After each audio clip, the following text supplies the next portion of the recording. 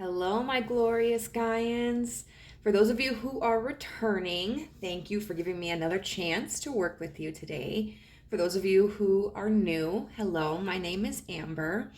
Um, this is my channel where I like to use tarot as a means to connect with people and hopefully offer something of substance to their lives and perspectives. If you haven't already, I would be so honored if you could subscribe and hit the notification bell to be alerted whenever I upload new videos. Um, and leave a comment. I've been very, very happy to interact with people who have left comments about their perspectives or their stories. Like, at the end of the day, the reason why I do it is to connect with other people. We may share similar stories, but hence why collective readings, but they're all still unique in their own ways.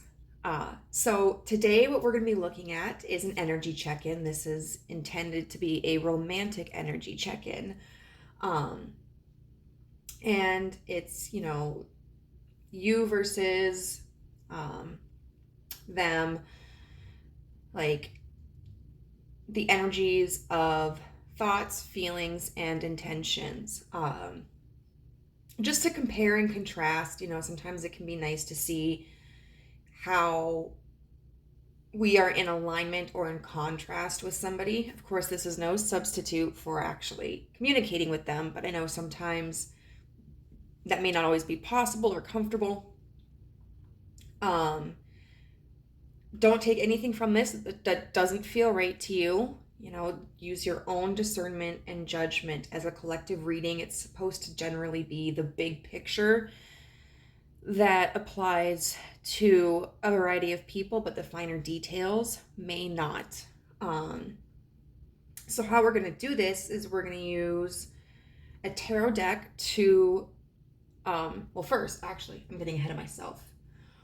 We're going to do some pre-shuffled oracle cards that give us insight into the other person in this connection and then you in this connection. They may be switched. You may feel that the person I have designated as quote unquote your person actually represents you better. That is totally fine. The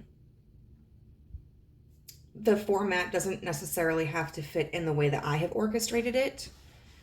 It's just a little bit of extra information to help you discern, like, if this is the right pile for you. I watch a lot of Aso Tarot. Oh my God, she's amazing. And I've learned a lot from her. And I just thought that was like a really, really useful tool. And once we get those energies checked and you're like, hey, yeah, this kind of sounds like me and them, then we're going to be using tarot decks to discern what the energies are in thoughts, feelings, and intentions. Then we're going to use some pre-shuffled oracle cards to learn some advice. I'm going to pull a card from a musical deck about the relationship, some affirmation cards to give you a little pep talk about how to continue going forward. So, without further ado, we have deck number 1, which is the Divine Tarot, or Tarot of the Divine, excuse me. And I chose this beautiful little tiger's eye to go with it. And then we have for pile number 2, deck number 2, we have the White Newman Tarot. And this is just like a little plastic heart here. I actually got this in the mail with the musical deck that I'll be using today. And then for pile number 3, we have the Ostara deck, Ostara Tarot. And that comes with this beautiful little rose quartz heart, which I got from my last boyfriend. So it may be tiny, but it's filled with love. So if you need to take a moment and just pause to feel the energy of what's drawn to you, or what you're drawn to, go ahead. Otherwise, we are going to get into pile number 1. Hello, group number 1. If you chose the Tarot of the Divine and or the Tiger's Eye, then hopefully there is a message here for you. We are going to set these cards aside for the time being, however, and we're going to look at the energy of your person and then your energy, and this will help you ascertain like if this is an appropriate pile for you, an appropriate reading. Now of course, like if I've designated this as your person but it feels more like you, don't worry about that. That's you don't necessarily have to resonate 100% or follow 100% the format that I have laid out. Like sometimes the universe brings us into situations that don't necessarily, like the narrative doesn't exactly fit, but there's a message in there. And that's not to say that the rest of the reading won't apply to you, but don't get worried about the small details like that. Like just allow the information to come to you as it comes. And if it needs to be switched, no problem. So let's get started. The first card we have here for your person is the Metamorph. Oops, my little feather. Then we have number 13 with Dignified Strength.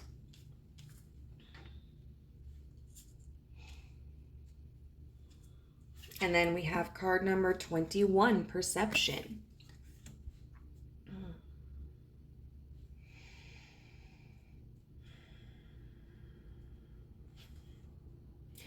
So with this Metamorph card, this makes me think of somebody who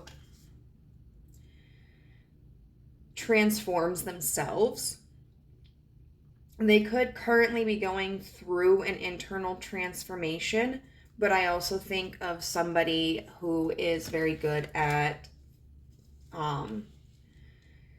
portraying what they need to in the circumstances that they need to. Somebody who is very adept at putting on like masks. And honestly, I'm getting like a very grandiose vibe from this person. Like not so much in that they have an overinflated ego, but it's more so that they just have really grandiose ambitions for who they want to be in the life that they want to live.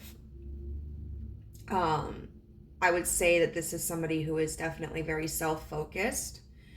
And with this perception, with the ostrich with the head in its sand, its head in the sand, that makes me think of somebody who struggles to see outside perspectives. If it doesn't match their narrative, then they don't really have an interest in observing it and accepting it. I do also think, so this is totally irrelevant. Well, it's not really irrelevant, I guess. But, so this is an ostrich, but it also makes me think of emus. And one thing I learned is that in Australia, there were the emu wars, where emus were going around tearing up like crop fields and everything like that, and Australians were getting sick and tired of it, so they went to the government and they were like, yo, what can we do? And the government was like, let's just shoot them. So the government constructed an army to hunt the emus, and they failed. Then they amped up their artillery, basically. Like, I think at one point they had tanks or something and chased the emus, and I think maybe killed a dozen or so. And then I think they went in for a third time and managed to get 100 emus, and then declared it like a victory. But at the end of the day, considering all the ammunition that they had, the emus actually won. Like they defeated the Australian army. And so this is somebody who I think might seem kind of ridiculous at times. Maybe they have a really playful side to them. This also makes me think very much of fairy tales, you know, because we've got the human feet at the bottom that are levitating and then turning into this griffin top. And so they may have unrealistic expectations. They can be kind of childish, I think, but in like a playful way, charming way. But their expectations, their grandiose expectations, might be frustrating to outsiders or people who just kind of see them as being too extravagant and too extreme. But this card makes me think of, like, you know, they're leaving the ground, so they're heading into the sky. And not just the sky, but we've got the moon here, which talks about like illusion and intuition. And with the way this griffin is looking behind it, it's just kind of making me think, like, you guys said I couldn't fly, but look what I can do. Like, look what I'm doing right now. So I would say this is somebody who is very stubborn. And I would say that they do have a lot of confidence, but that kind of stems in a way from a sense of insecurity, of like maybe not being good enough as they are. And with this dignified strength card, so in the booklet it talks about dignified being like an aspect in our birth charts. And so a dignified aspect would be, the example it gives is Mars in Aries or Scorpio, because it rules them, or in Capricorn, because Capricorn is a sign that is very strong in leadership. So to have a dignified aspect in your chart is to have something that fits the mold really well and is very complementary. And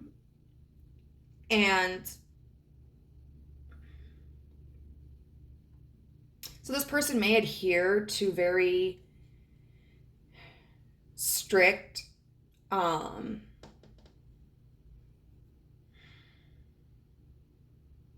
definitions, I guess, or interpretations.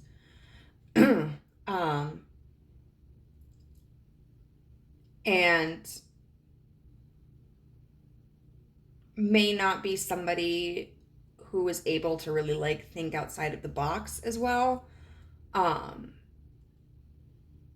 this, I think, can apply to a lot of areas of their life, but particularly applies to them, because they have this idea of who they want to be and who they should be.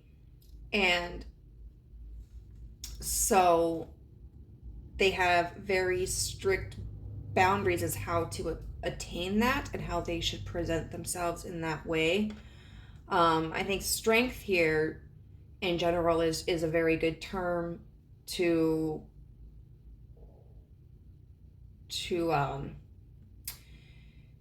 describe this person, because I think they have had to exhibit a lot of strength. This could be somebody who felt like an underdog growing up, and had to define for themselves like what success was, and have had to climb to the top to get to that level of success, so that they wouldn't feel weak, so that they wouldn't feel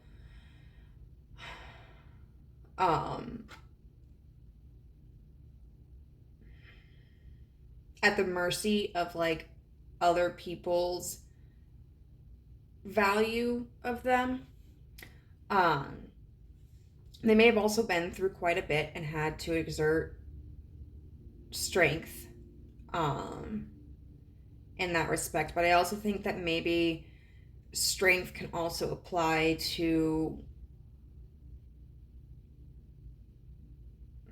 maintaining whatever strict boundaries they have of themselves. if it's something like that goes against the grain of their natural personality. This is somebody who I feel is very in control of themselves, is very aware of themselves in the ways that other people may see them. They may not necessarily be aware of their misconceptions, but they are very aware of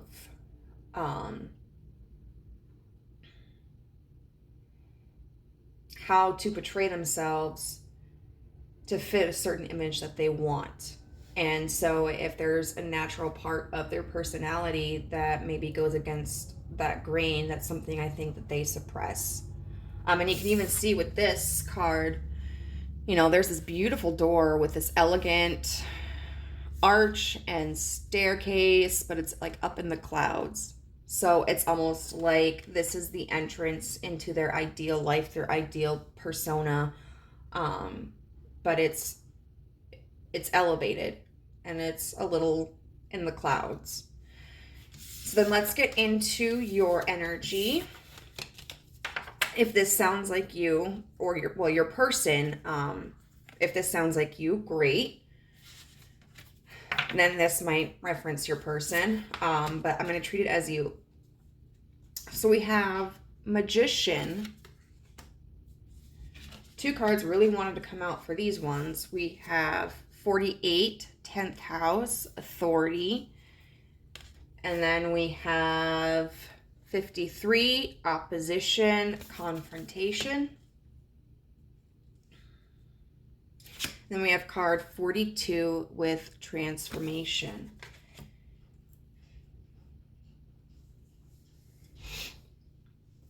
So with this Magician card, first of all, it kind of reminds me of the energy of the Metamorph, because this is all about like transformation. But the Magician, I feel, is somebody who is more focused on external change.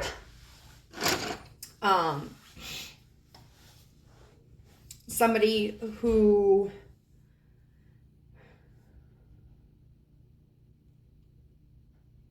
maybe thinks less about who they want to be. They might be very comfortable in who they are, or they might be somebody who feels that external change is going to bring them satisfaction and gratification. But I feel this is somebody who is focused on changing their external world.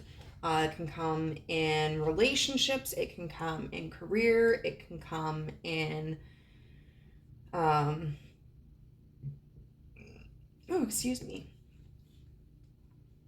the way that they dress themselves, or like where they're living. Somebody who might redecorate a lot, or such. This could also be somebody, I think, that may not feel like they're taken very seriously, because when we think of the term magician, we think of somebody who was just playing parlor tricks, sleight of hand, fun for the kids at a birthday party. But a lot of people miss that this takes like a lot of skill, and it's a lot of hard work. So I feel that this person may not feel that they are taken very seriously. And I feel that confirmed with this 10th house authority card. So in reverse, it definitely talks about remembering that having authority with someone is not the same as, well, how is it? No, it's like having control over somebody or authority over somebody is not the same as having authority with somebody. So making sure that if we feel depleted of our influence and power, that we are not behaving in a toxic way of trying to overpower someone. But more so, I just really feel that with this card, it's indicating that you don't feel that you have a lot of authority, whether it might be in aspects of your life, it might be also in this connection, but it just feels like this resignation of like, okay, there's nothing I can do. Like, they're not taking me seriously.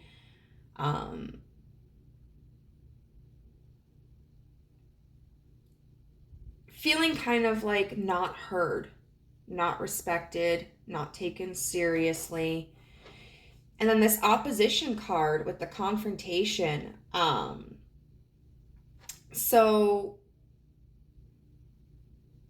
it kind of feels like there may be things in your life, especially in this connection, because we are talking about like who each person is within the connection. But it may feel like you two are butting heads. That maybe you both have strong opinions about what you want or what you don't want, and they are in opposition with each other. This can also talk about like internal. There was something really interesting in the book that I liked a lot, so I'm going to pull that back out. It can talk about internal confrontation, like internal conflict. This is the wrong book.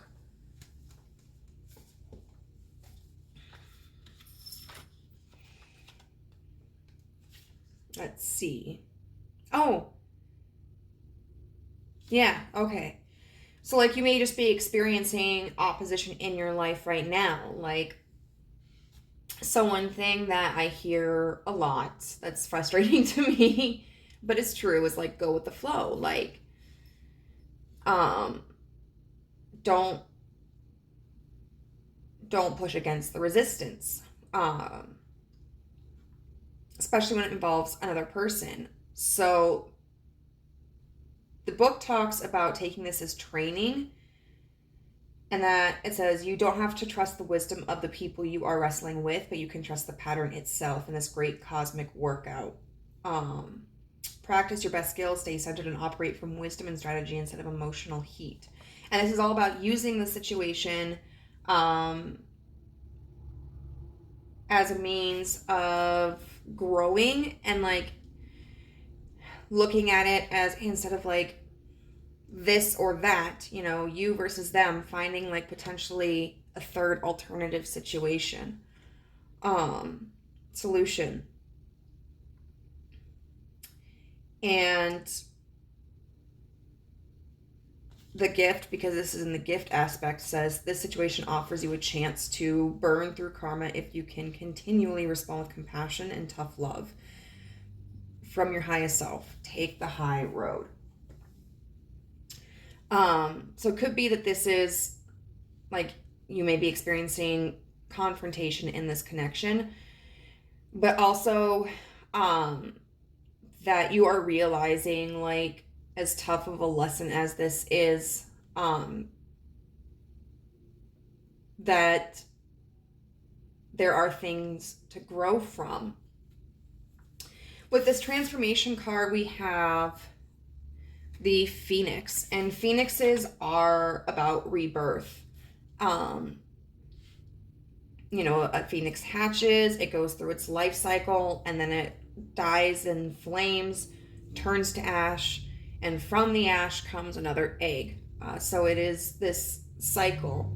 The thing about this kind of transformation, though, is the Phoenix always comes back exactly the same. Like, there's no change in the cycle. There's nothing ever different about it. Like, the Phoenix is just a bird that hatches, gets old, and dies. So you may be feeling like you're going through similar cycles to what you've dealt with in the past, and you may be struggling with trying to figure out like how to break that cycle, and ultimately breaking that cycle is going to come from within you. The Phoenix is someone who, or something that is very powerful and admirable in its rebirth, but the universe is really also calling for you not just to come out of a situation like alive or safe, but to also take the lessons that you can learn from it, and transform your inner reality, which is very difficult to do. So if that sounds like you or a person, then awesome. We are going to get into the reading. So what I'm going to be doing though, I'm kind of hiding those cards because I don't have a lot of space. So I'm going to be referring to your person in this instance as the Metamorph, and be referring to you as the Magician, because those are just kind of, I think, like the central qualities.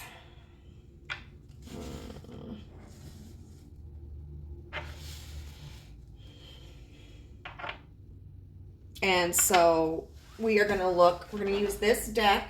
Oh, the other deck that I want to use. That's what I was forgetting. Oy.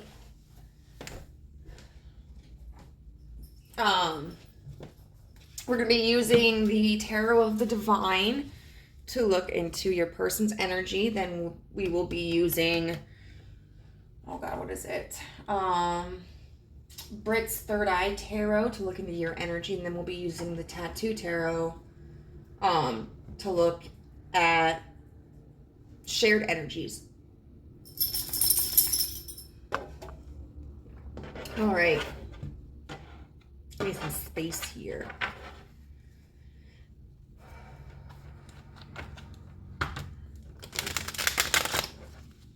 Oh, I'm not getting that.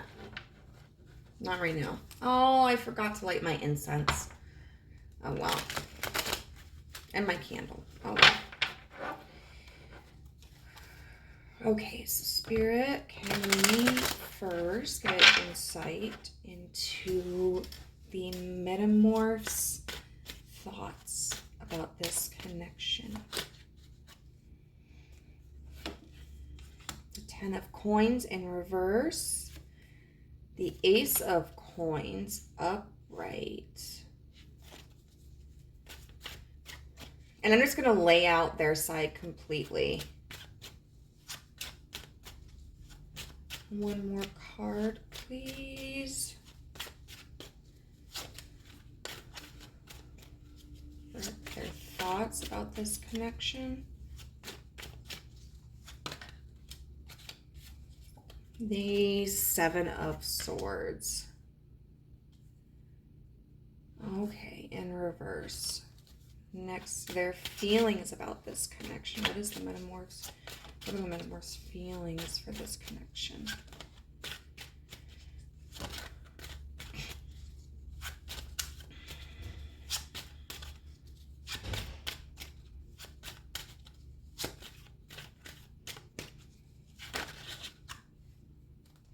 The Nine of Swords with the Ten of Wands in reverse.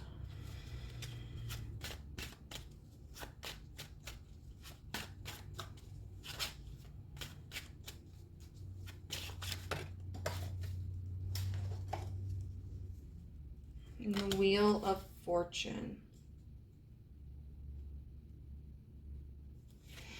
And finally, their intentions towards this connection.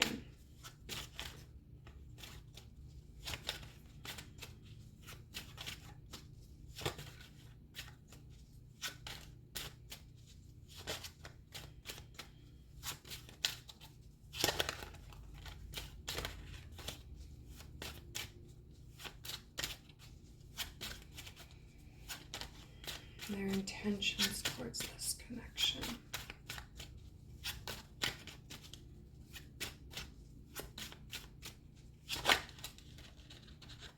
We have the Ace of Wands in reverse.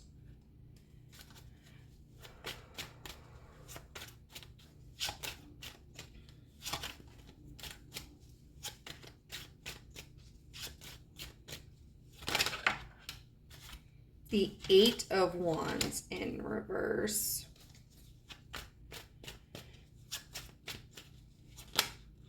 I'm not not taking all of those, my friend. Okay, fine. And then Justice in reverse. Okay, so this is very interesting. We'll start with their thoughts.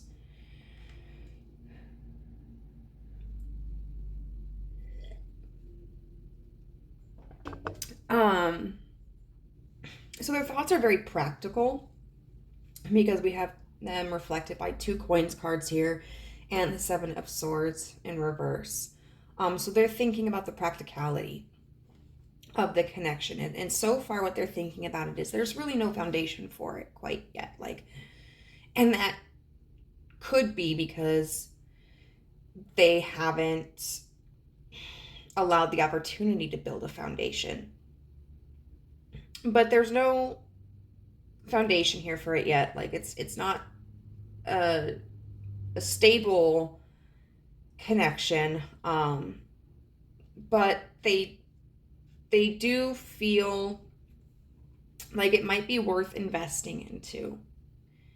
Their concern, though, with the 7 of Swords is if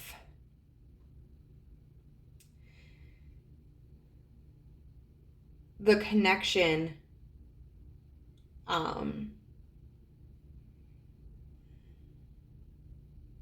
do I want to put it?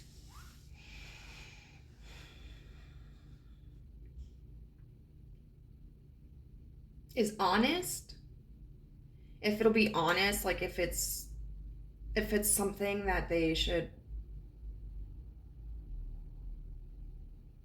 take the risk for.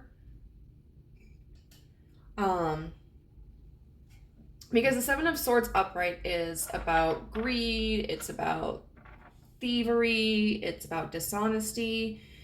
In reverse, it can be about fear of taking a risk, but also like coming clean.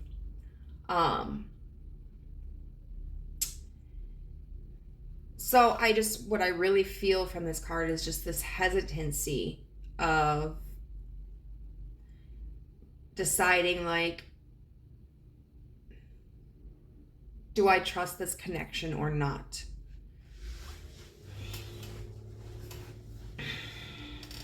So, I mean, overall, I would definitely say that there's a positive information coming from this card, which is that they do think that investing in the connection with you potentially could be worth it. But there are mental blockages kind of concerning, like, if this is a connection they should trust or not. For their feelings, we have 9 of Swords, the 10 of Wands in reverse, and the Wheel of Fortune. So this continues to be really resistant energy. The 9 of Wands is about insecurity and fear and anxiety. And the 10 of Wands in reverse can be about collapsing before you meet your goal.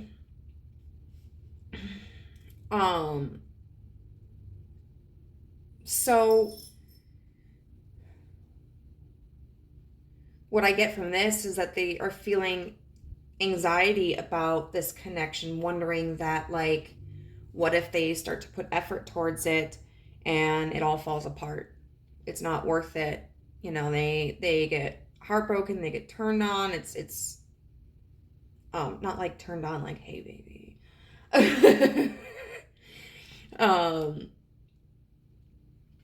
But what if it all ends up being for nothing?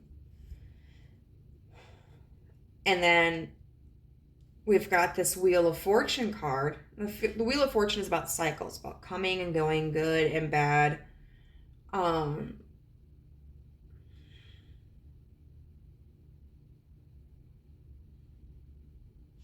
I just keep thinking of, like, lather, rinse, repeat.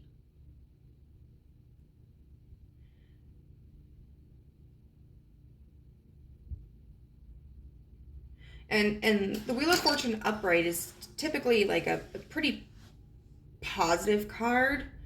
In reverse, we would look at it as feeling like things are out of our control, and going terribly. So there could be some kind of like pushback emotionally where they're trying to settle their anxiety and going like, whatever it is, it's going to be what it's going to be. Trying to quell that fear, but it can also be like just this frustration of, I've been through these cycles before and I'm just ready for my turn, a good turn of events. And they're worried that this might not be that turn of events. That if they start to invest energy into it, that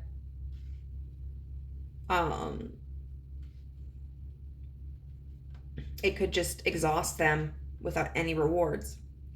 And so then we look at the actions that they're gonna, the intentions for the connection. And at this point in time, there are no intentions. We've got the Ace of Wands, which is about creating new opportunities, starting a new project. It's in reverse. We have the Eight of Wands, which upright would talk about quick movement. In reverse talks about delayed movement or scattered energy. And then we have the Justice card, which upright would talk about feeling confident about a decision, assessing a situation, and deciding which action to take, what's best and beneficial and what isn't beneficial. But in reverse, it's not being able to make that assessment. And it's not necessarily, I think at this point, it's also them just not really having a strong opinion in terms of what they want to do with this. I don't think that they're like 100%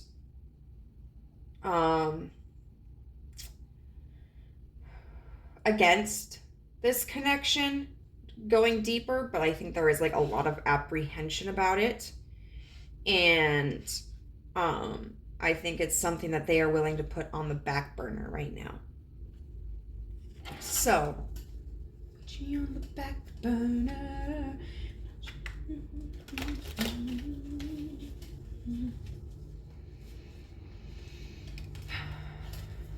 Which I can get, like, that can be very frustrating energy.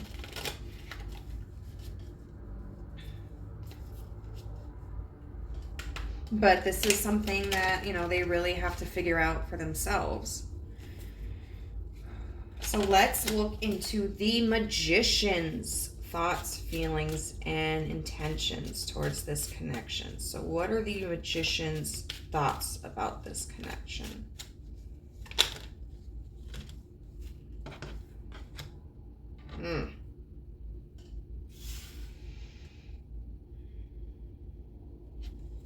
We've got the Two of Cups in reverse, the Star in reverse. No. I gotta figure out a better way to keep this up.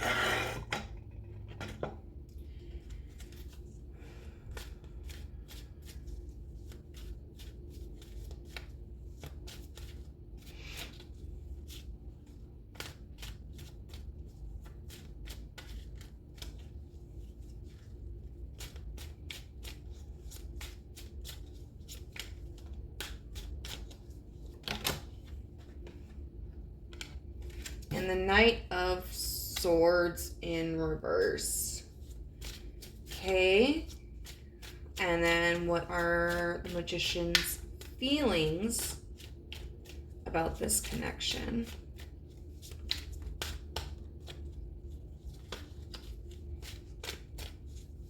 What are the Magician's feelings about this connection?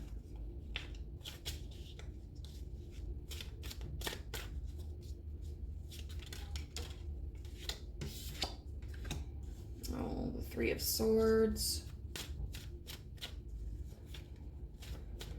What are the Magician's feelings about this connection? The Page of Swords.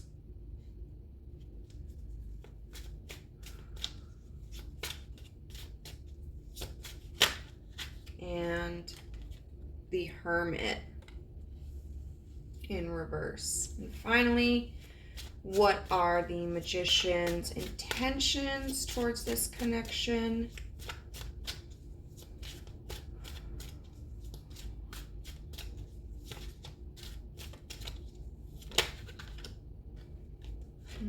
The Six of Wands in reverse.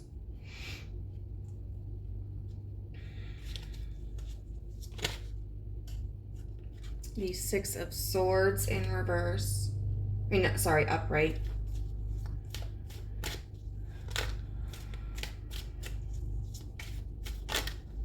And the Three of Pentacles in reverse.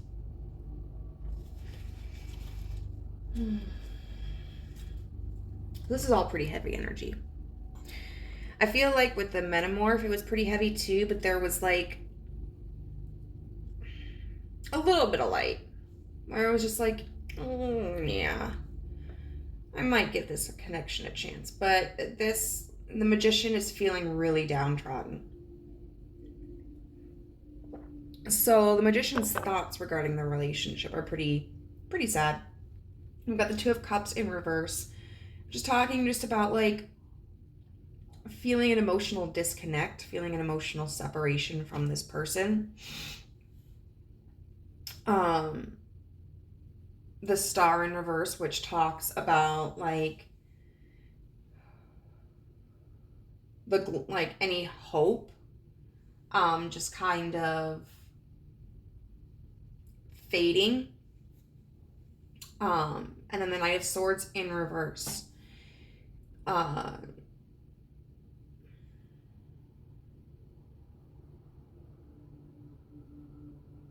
So I feel like that could be blocking communication with this person, trying to run from your thoughts of this person. And so really it feels like the Magician is thinking about letting go of this connection. Although it is something that is even painful for this person to conceptualize.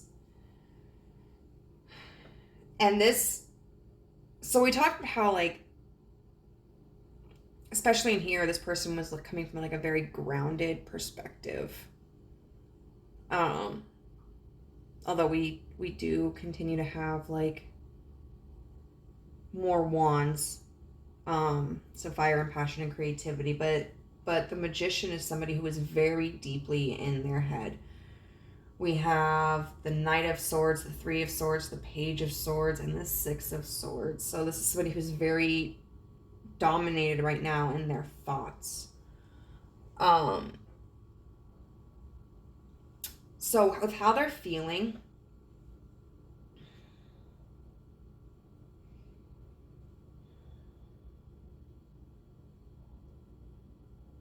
the Three of Swords is definitely about heartbreak, and betrayal, loss.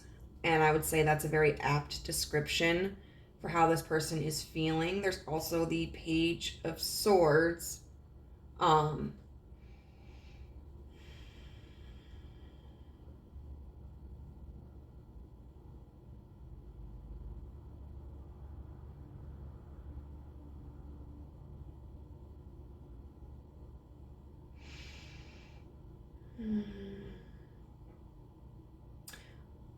Which I feel represents this feeling of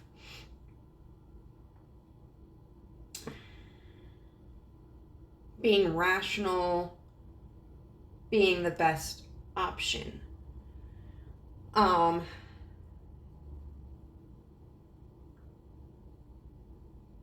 With the Hermit card in reverse, the Hermit is somebody who secludes themselves to gain higher guidance and perspective, but in reverse, that can be somebody who is unwilling to do that, or somebody who has already done that and is coming out of that.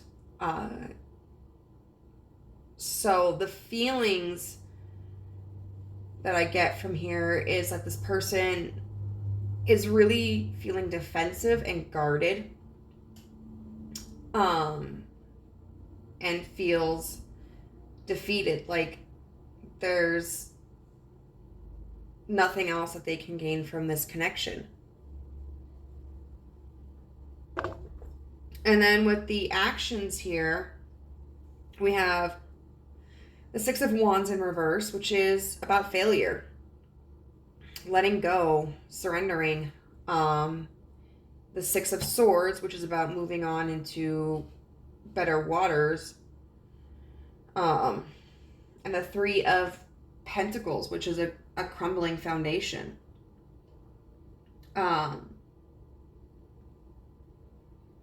So you may have felt that you and the metamorph were starting to build a foundation, starting to get closer, to get more serious, and that may be something that's crumbling.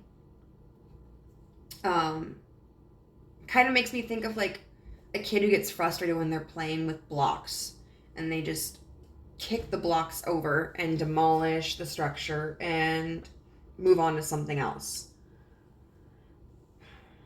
Oh. This person is definitely more consistent. The Magician is definitely more consistent from their thoughts, feelings, and actions than the Metamorph. The Metamorph is a little bit more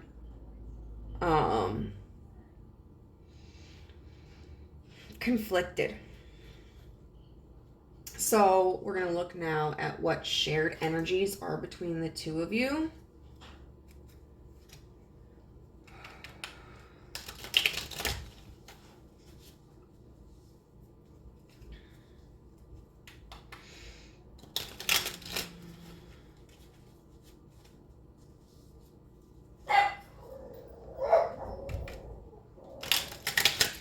One thing I think it's really important, where these two are feeling fears, like we talked about the Metamorph being someone who changes like internally,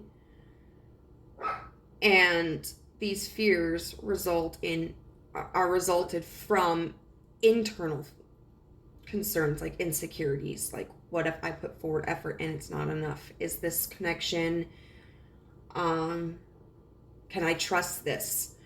And so I think that's something that the Metamorph needs to heal. And then the Magician is looking at this going like, well, I feel separated from this person and I don't feel like there's hope for our future, so I might as well just walk away. Because they are focused on their external world and need to learn how to focus inwards. I think that's where that needs healing, is kind of stepping back from trying to control what's outside of them. All right, so we're gonna get a card to represent the connecting energies between the two of you.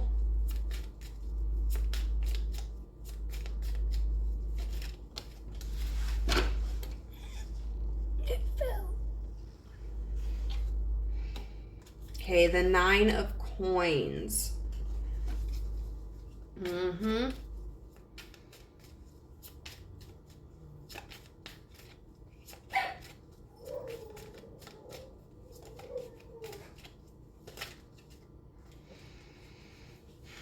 The Emperor for the feelings.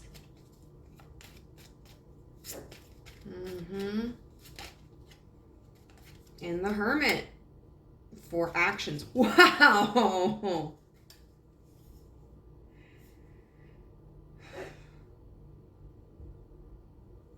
So I don't always take like bottom of the deck energy, but I just checked. We have the Two of Coins here, which is about balance.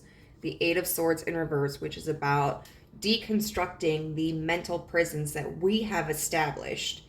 And then the Magician, which is about being an alchemist, having the power to change. So these shared energies I think are spot on. So we have the 9 of coins for thoughts. Both of you are kind of in this energy of being independent. They're being independent right now because they're concerned that they may be putting, they're concerned about putting too much faith in this connection and it's screwing them over, basically. You are thinking about independence because you feel like your efforts are wasted. There's no hope, that there's this disconnect between the two of you. So you're better off on your own. That's what I'm feeling. We've got the Emperor here for feelings. The Emperor is someone who is very in control, someone who can be stern, very big like father figure and everything like that.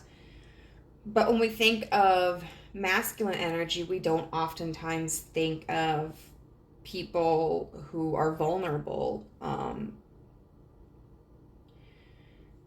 We think of, and I suppose this is a cultural thing, but I know in the USA, like, masculine men are really taught that there are certain emotions that they're allowed to express and everything else is like a feminine emotion and makes them weak.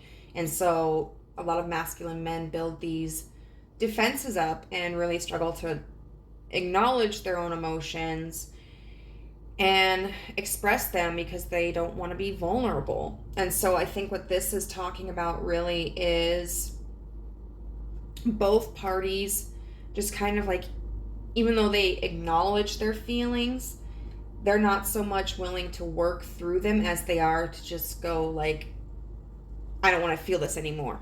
Let's put a Band-Aid on it. Then we have the Hermit here for intentions. So intentions for both of you are to really pull back from this connection. Maybe seek inner wisdom or outer wisdom.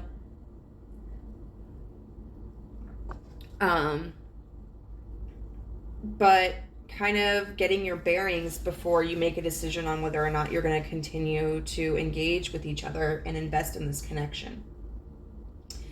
So now I want to find whatever the heck I did with those other cards.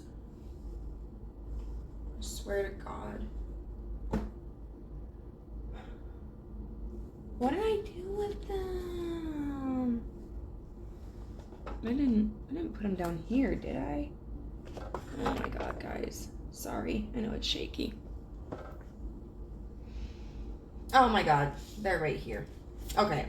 So these oracle cards are going to be the universe's guidance for you. We have Witch's Cottage, Security. I just got done watching Hocus Pocus 2. I loved it. At first, I just heard so many negative things about it, but it was just as corny and hokey as the first one. Then we have Last Quarter Moon in Gemini, Clear Your Mind. And then Ocean Jasper, Schedule Yourself In. So this really is about you focusing on yourself. So with the Witch's Cottage, there was something really interesting that the book described.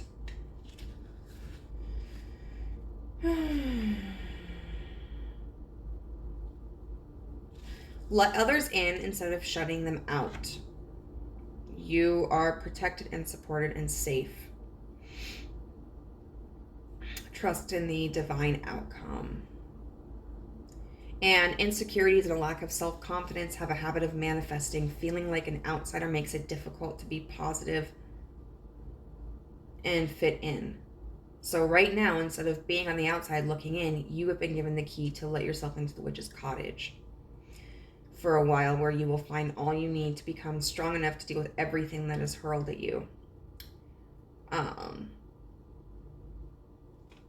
So yeah, this is very much like the Hermit energy as well. But going in into like a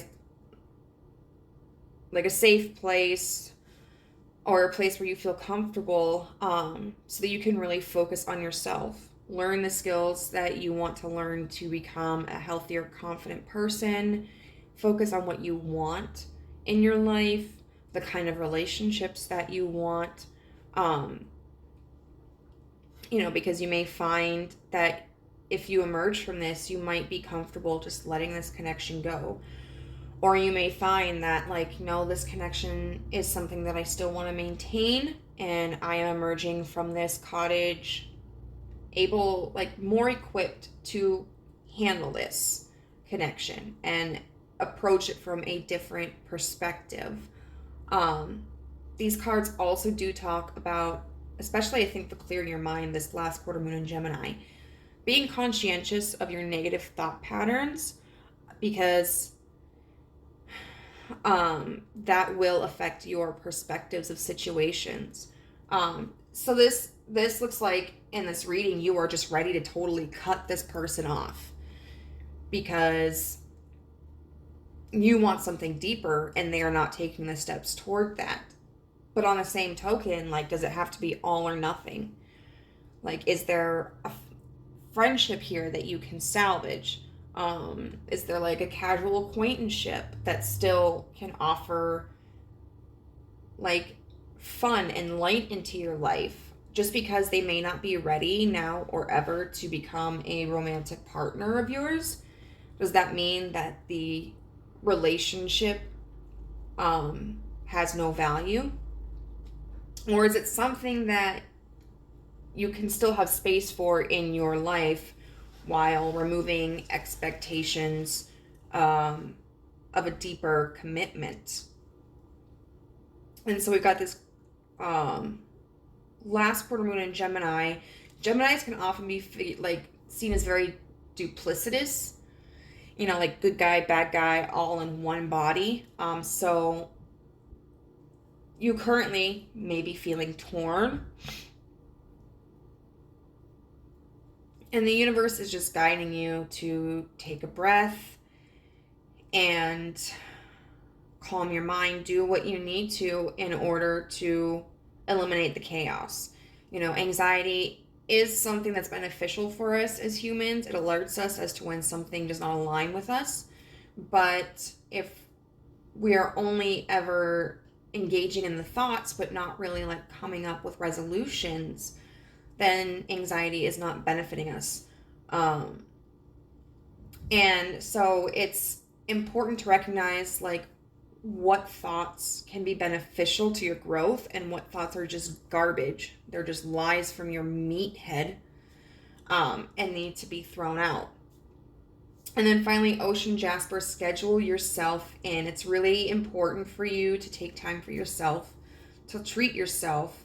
It seems maybe you have had a focus on this person for quite some time, and the universe is really calling for you to take a step back and make yourself a priority. Because at the end of the day, people come and go from our lives all the time, but you are going to be with yourself for the rest of your life. And it's important to be happy in who you are, and take care of yourself, so that you don't feel like you are extending yourself beyond your capacity, or that you are sacrificing your health or life or well-being for somebody else.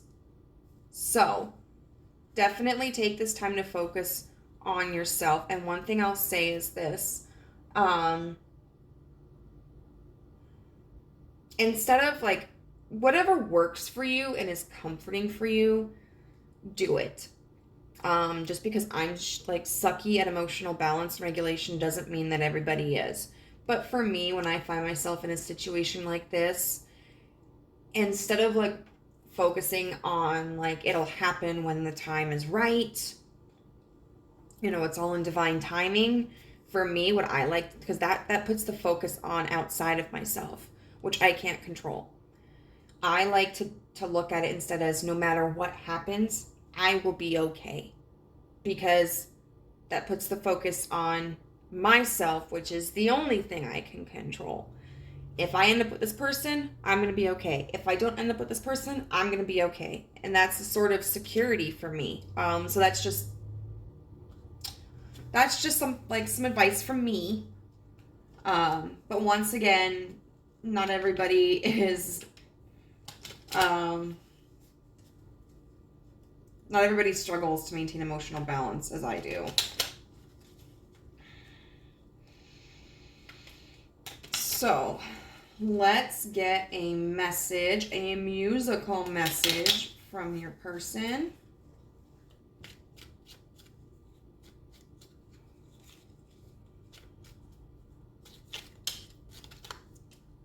Okay.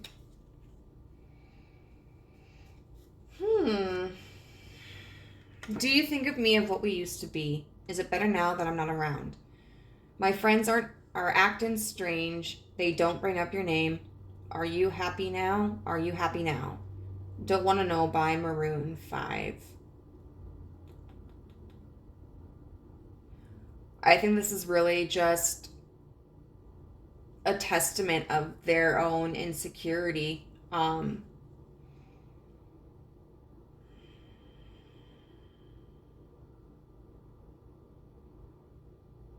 I don't necessarily know that there's been any conflict or separation between you two in the past. There could have been.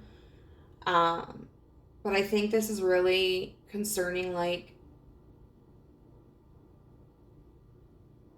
oh, they might notice you pulling away. And I think that is fostering insecurity in them. And it's entirely possible you might have communicated yourself in this connection, but it's also entirely possible that they don't know or they don't understand, like,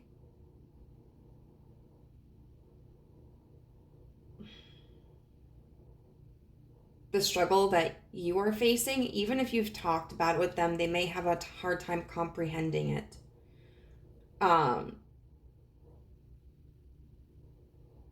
And I think this song shows that there's like a disconnect between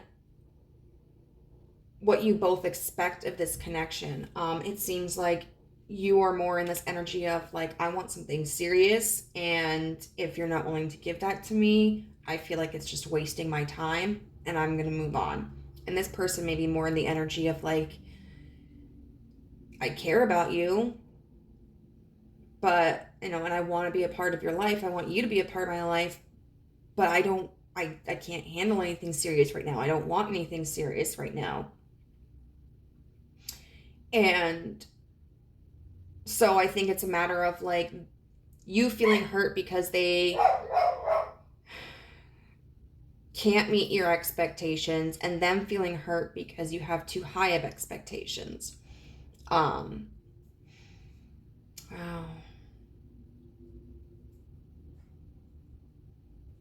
Both of y'all are just too much in your head. I don't know. At the end of the day, you gotta do what's right for you. But on the same hand, like, I don't think this person has any ill intentions towards you. I don't think this is somebody who wants to hurt you. I think that they are insecure in their own ways. And that speaks more to them than it does you, but I mean, we also have to be understanding of it,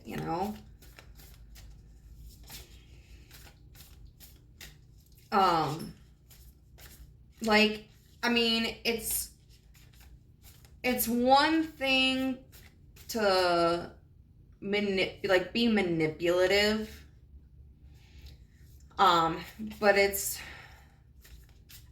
not behavior that we should tolerate or accept or excuse. But it can be difficult to accept someone's insecurity and hesitance as not pertaining to us, because we can be prone to taking it personally. But This might be a situation where it's like, yeah, I want more and I'm ready for more, but I have to respect that you aren't. And you have to figure out, like, are you going to give this connection the time to grow and potentially go there? Or are you prepared to investigate other opportunities? Either is totally fine. Okay, so what's some advice for pile 1?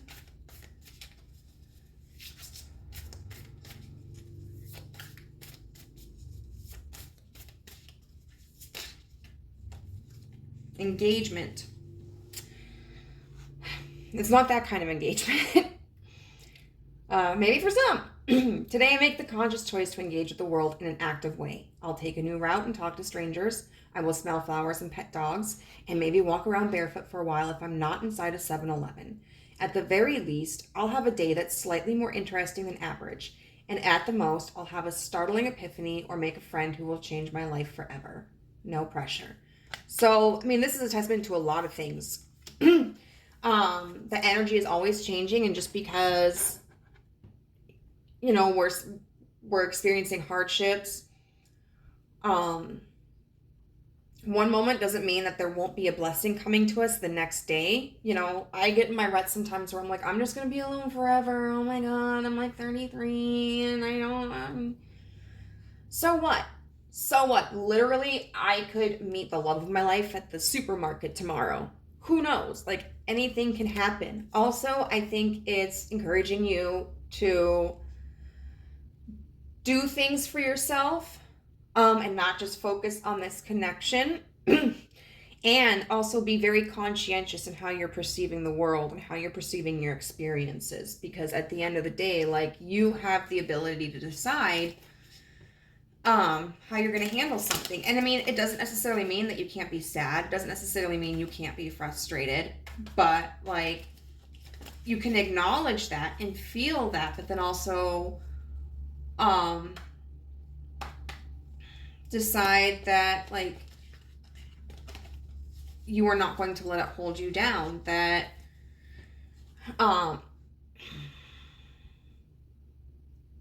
you're going to take it as a learning experience, and you are going just to continue moving forward. Okay, so affirmation.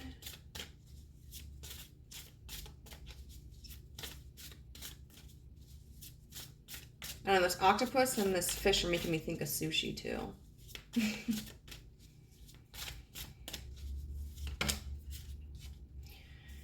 Okay, when you give, the flow of life never runs dry. Wholeness can afford to be generous. It feels no lack. The more I give, the more will come to me. Yeah, absolutely. That we're talking about perspectives again. At this point, you are in a lack mindset. You are feeling like, I'm giving so much and I'm not getting anything in return, or I'm not getting as much as I want in return. At the end of the day, to extend kindness and compassion and love towards someone it's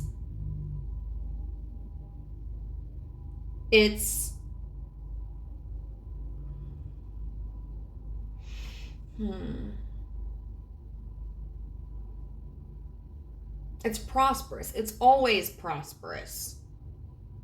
Okay, and that doesn't mean that we can't have boundaries. We can certainly have boundaries, but it's never a waste of time to care about somebody or to love somebody. When you retract that, when you kind of like dry up your well and go like, nope, I'm done. I can't do this. It hurts too much. I'm not giving you any more water. That's when we can become very closed off, whether it's, for an opportunity with this person or an opportunity with somebody else. Whereas, and I think, there was one of these cards, I think it was the Clear Your Mind, where it was like, I am able to love others more when I love myself.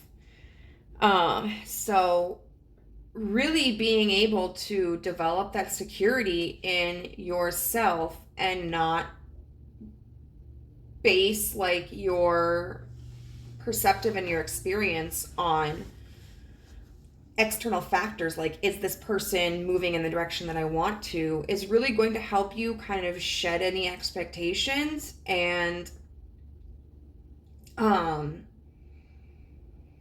be more confident in yourself, be more willing to keep that flow of love and compassion and kindness going, and understanding that not everybody will be able to return it to you in the same way, but that energy will draw in somebody who can offer it to you.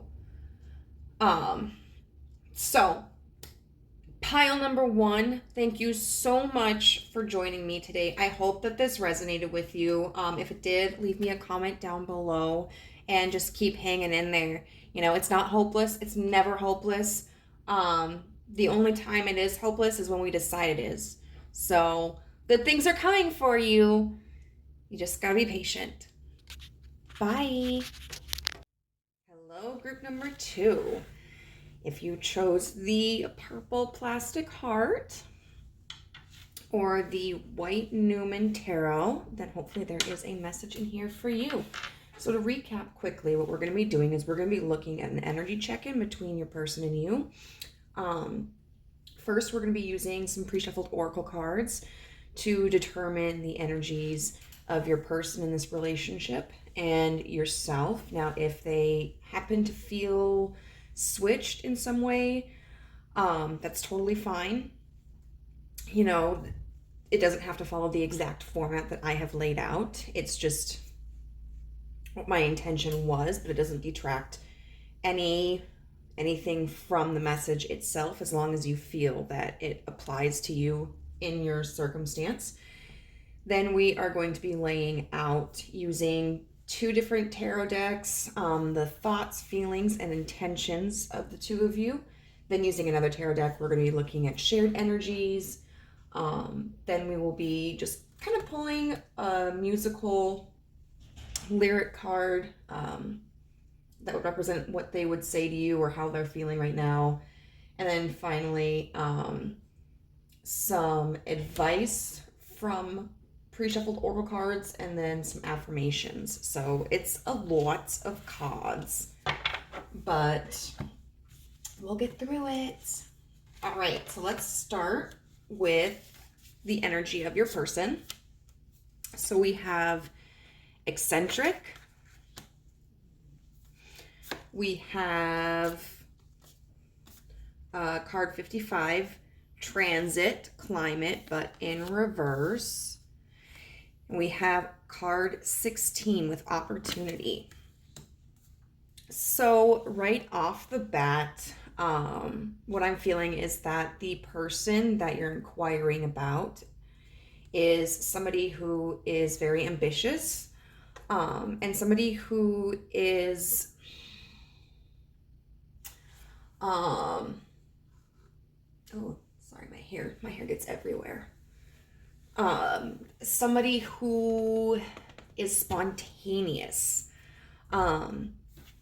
With this eccentric card, this may be somebody who kind of has their own code of ethics, their own code of conduct, and may rebel against societal expectations in one way or another.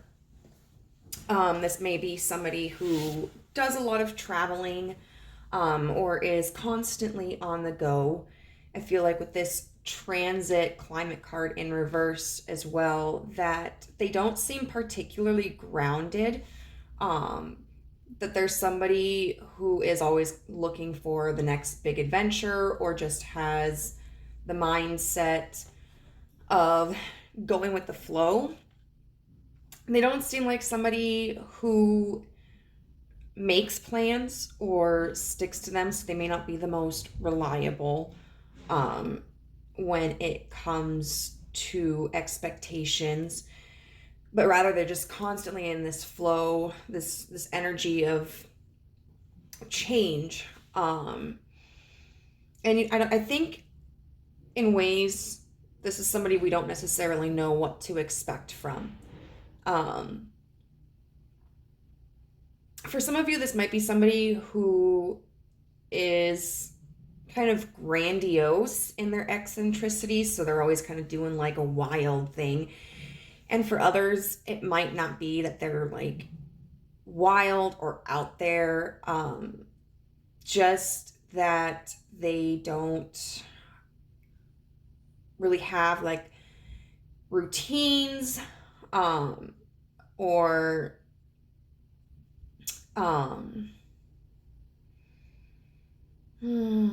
attachments, I suppose. And I kind of feel like that may be a trauma response.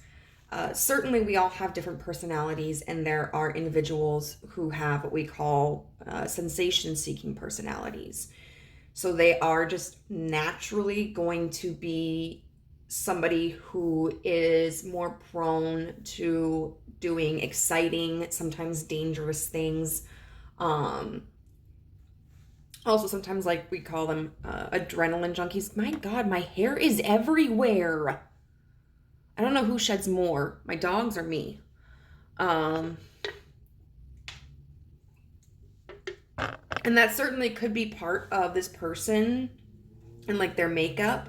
But I also feel like maybe this was somebody who didn't have consistency in their life growing up.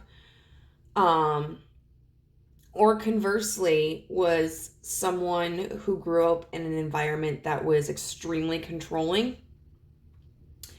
So in the essence of like, if they were raised in an environment that was extremely controlling, they may be intentionally expressing this eccentricity in a rebellious manner because they were never given the opportunities to explore and grow for themselves. But if it's somebody who grew up in an environment where there wasn't any stability, then I think this is just a result of them learning not to have any expectations because of being let down a lot and just not having the tools necessary to know how to discipline themselves.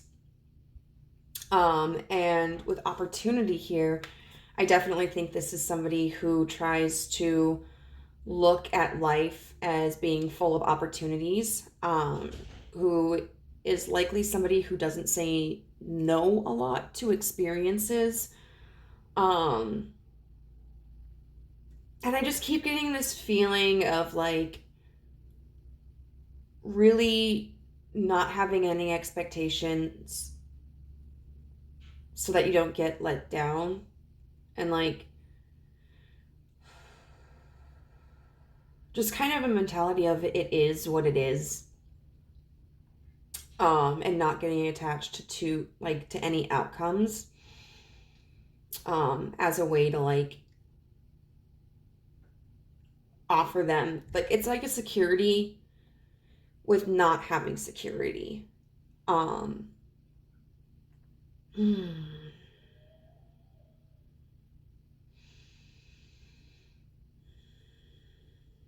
Just that they kind of see life as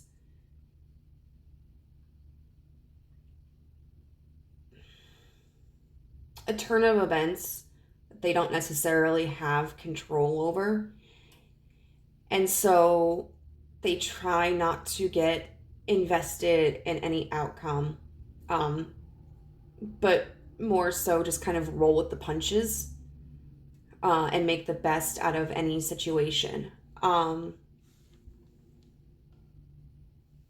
It's kind of a sad energy, but like more repressed than anything.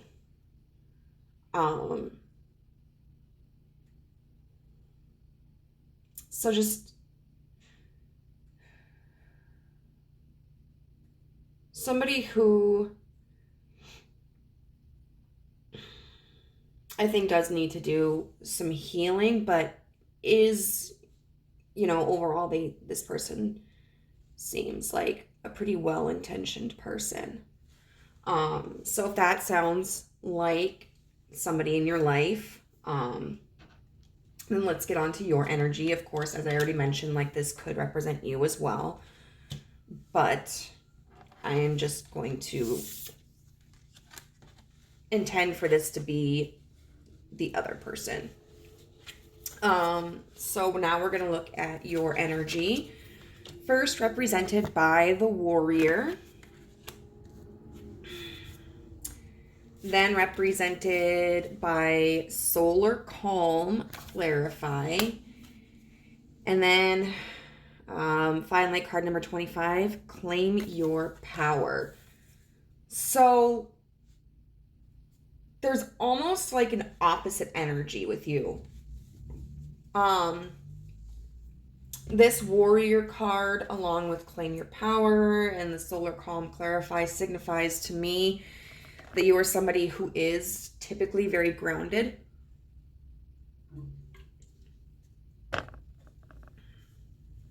You might be somebody who kind of thrives in routine. And this to me is a very like masculine energy. Does not have to mean that you are male or necessarily masculine, but this is to me somebody who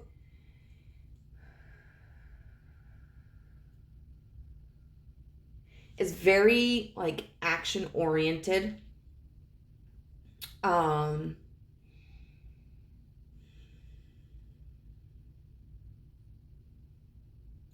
don't know. I know there are words for what I want to describe, and I don't understand what those words are.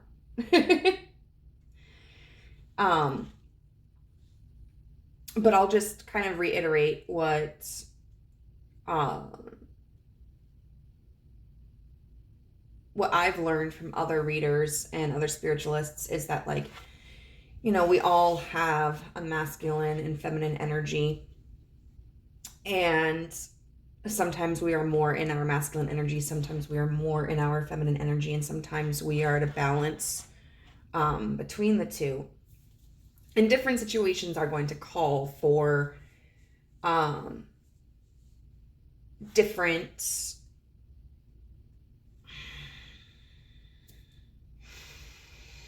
expressions of energy. You know, there are going to be times where we are more required to be in our masculine energy, times where we are more required to be in our feminine energy.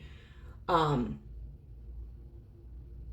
then times when it's beneficial to be at a mix, you know, at an even ratio. The Warrior to me is somebody who is very determined, kind of rigid. They are not somebody who really is flexible or bends easily or is malleable. This is somebody who like knows what they want and they have kind of a plan to get it. I would also say this is somebody who's not necessarily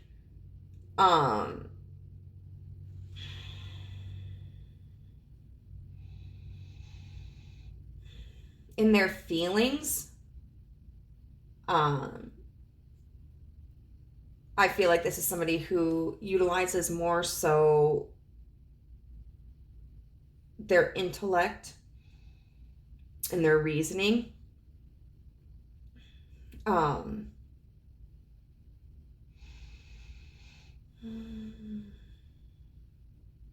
Somebody who is very action oriented. And with this tiger, the Claim Your Power, I mean, like, look at this. Look at this. This beast is ferocious in the best of ways. But, you know, it's very targeted. Like, I will achieve my goal. Someone who is not afraid to be blunt. I feel like this is a very blunt energy.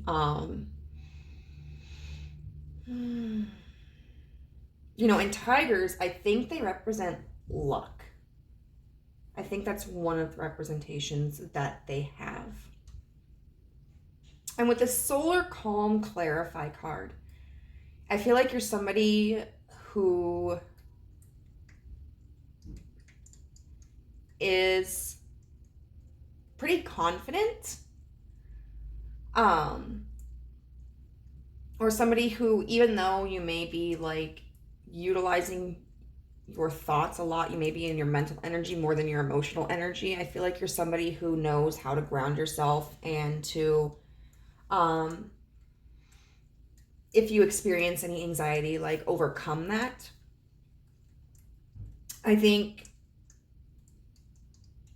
you have an interest in understanding this connection more and wanting to understand this person more. You might be somebody who meditates a lot. And if there is a runner and a chaser dynamic in this connection, I feel like the warrior is going to be the chaser and the eccentric the runner. But I don't feel like, I don't know, that with the warrior, I don't feel like, because I know sometimes when I've chased,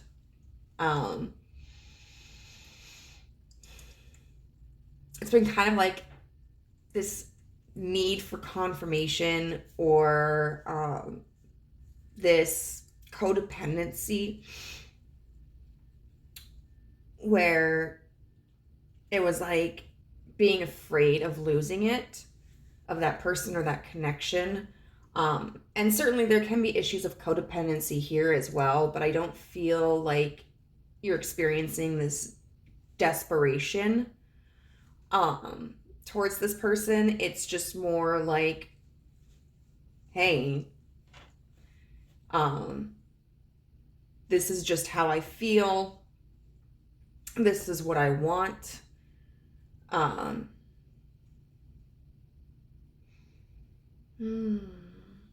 that may create kind of a struggle between the two of you, because I feel like the eccentric is going to kind of shy away from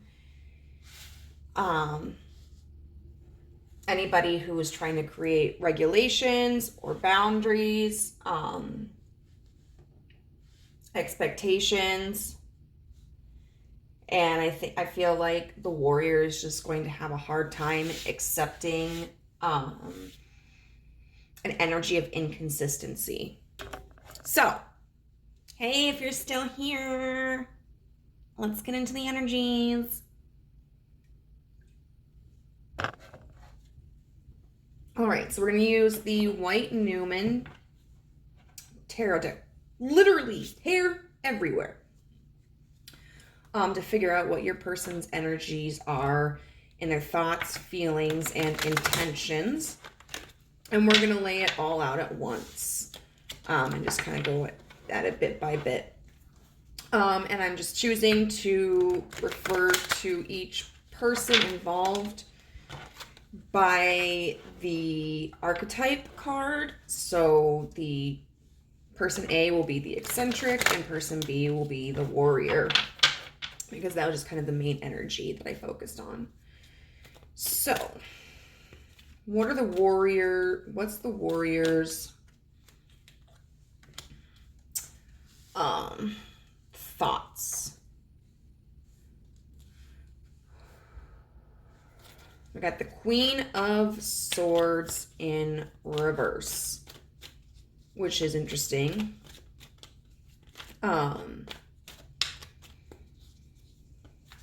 Because the swords are all about like mental energy and we're talking about thoughts. So their thoughts regarding this connection.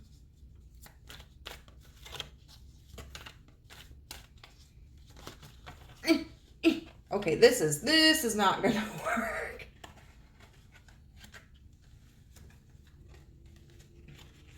I am feeling so clumsy today.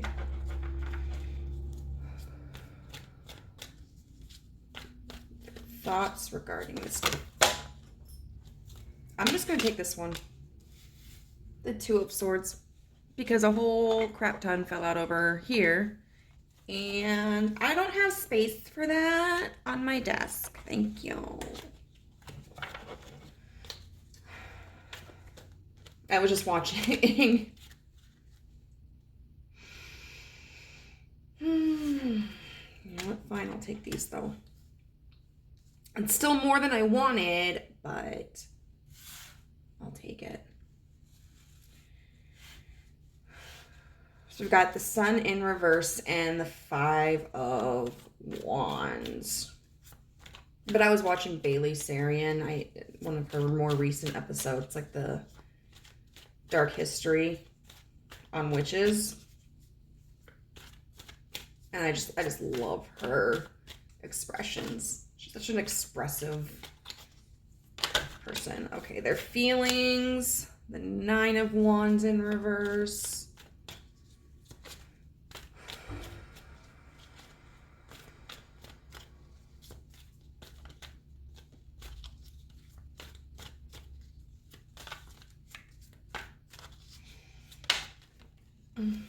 The Black Newman, which is a card exclusive to this deck, one of two.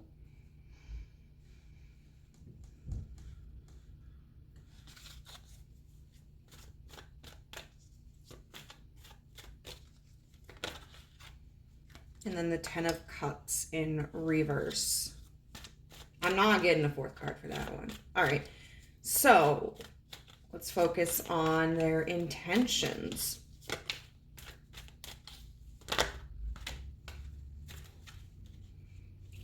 No, bro. I'm not doing that.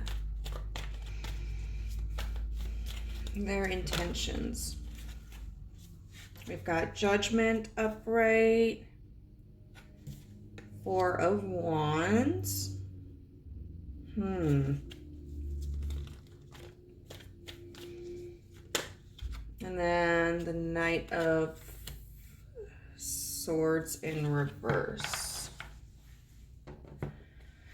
Okay, so let's look at this. Kind of feels like a hot mess right now.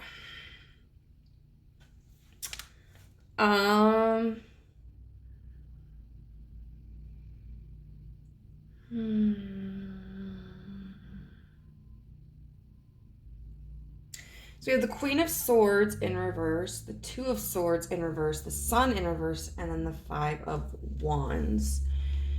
So the Queen of Swords in reverse for thoughts.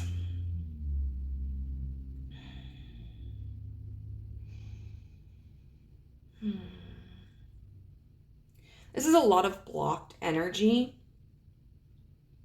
So in terms of their thoughts regarding this connection, I feel like they really try not to think about it. The Queen of Swords is somebody who is, in reverse, is somebody who can be kind of cold and detached.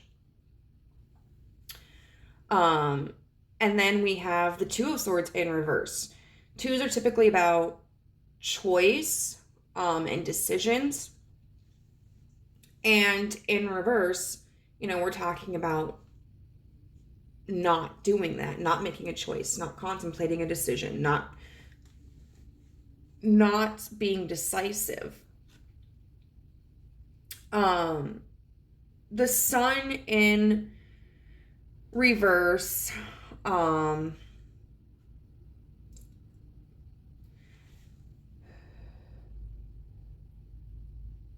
talks to me about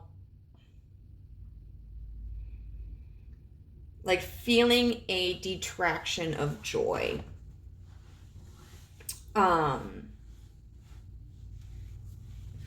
It's like the sun setting, the day coming to an end. And we have the Five of Wands here. The Five of Wands is about conflict, particularly inner conflict. And in this deck, it always makes me think of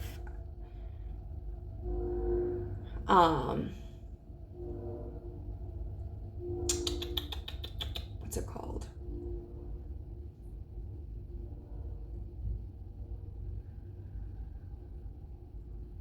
I just forgot the term I was trying to use. And it's right there on the top of my brain. Persecution. Because you see you have the one person in the middle with the four surrounding her, with like flames and barriers. And almost like the witch trial.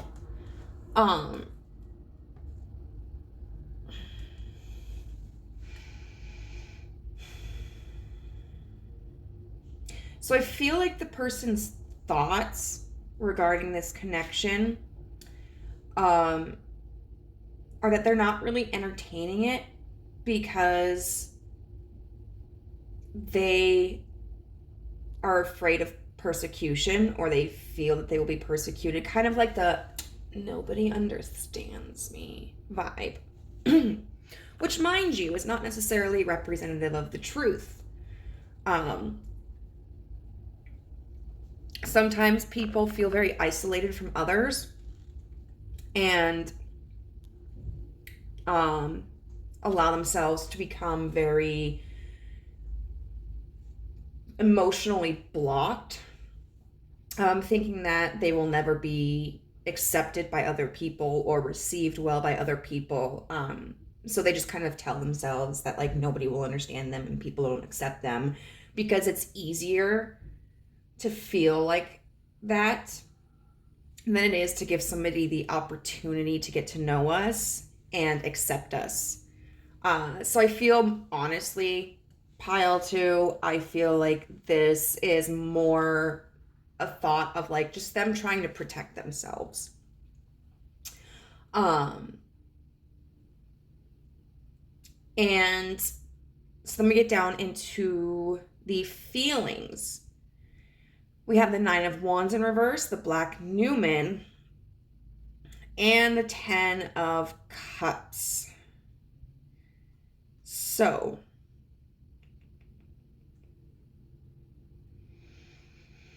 the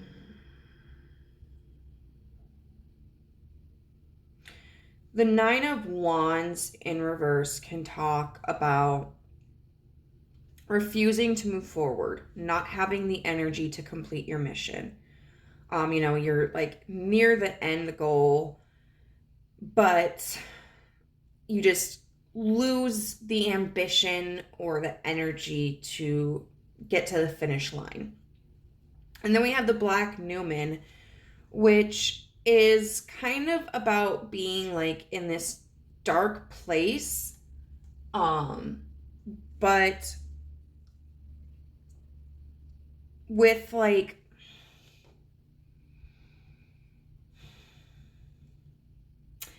with the sun on the horizon. Let me get the book out actually for this one, because there's a really specific way that they describe it.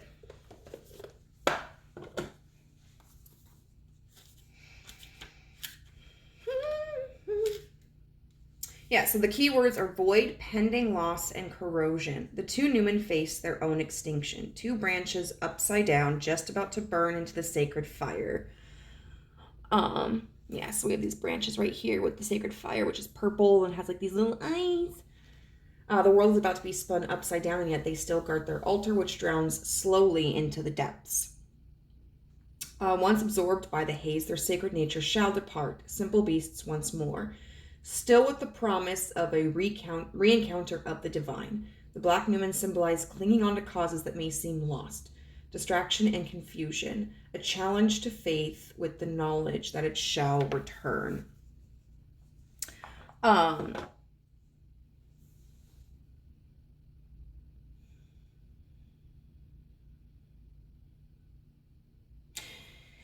So in that respect, I feel like this person is kind of clinging to this concept or this belief or idea that is potentially putting them at a disadvantage. Because we've got with this card is so beautiful. I want to just go rescue these firebirds. Because we've got like these grabbing hands. God, what's that? I think it's that Poppy song that's like grabbing hands, always grabbing for more or something. I don't know.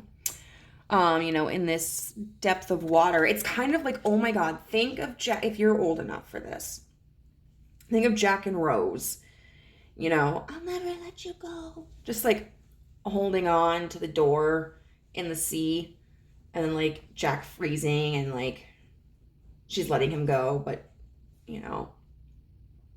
um,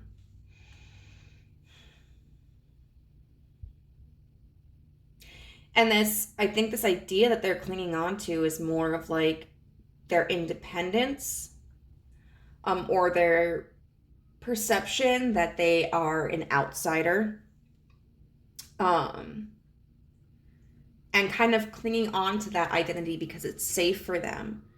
They know what to expect, even though this is a person, I think, who thrives on change, and who, is kind of like the nobody can hold me down, go with the flow, I go where the wind takes me kind of person. Like the fact that they are so inconsistent,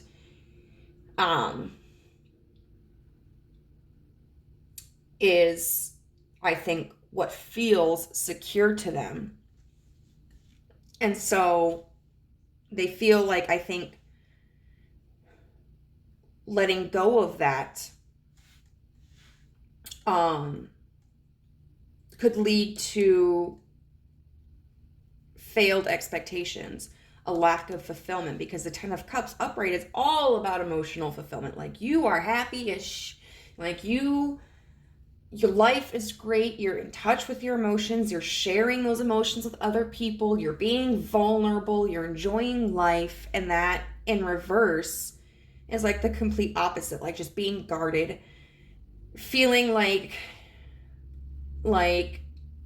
everything that seemed like it was working in your favor has suddenly fallen away.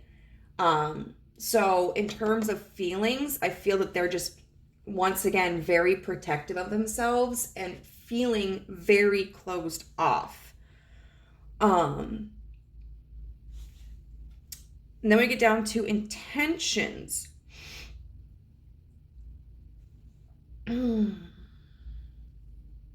So we've got the Judgment card, the Four of Wands, and then the Knight of Swords, in reverse. And with this Judgment card, Judgment is all about assessments. And it is about intuition. And like one thing that I always notice with this card is, I don't know if that's blood, or it always makes me think of a crack, like with her third eye or whatever. So even like this card upright always kind of gives me this feeling of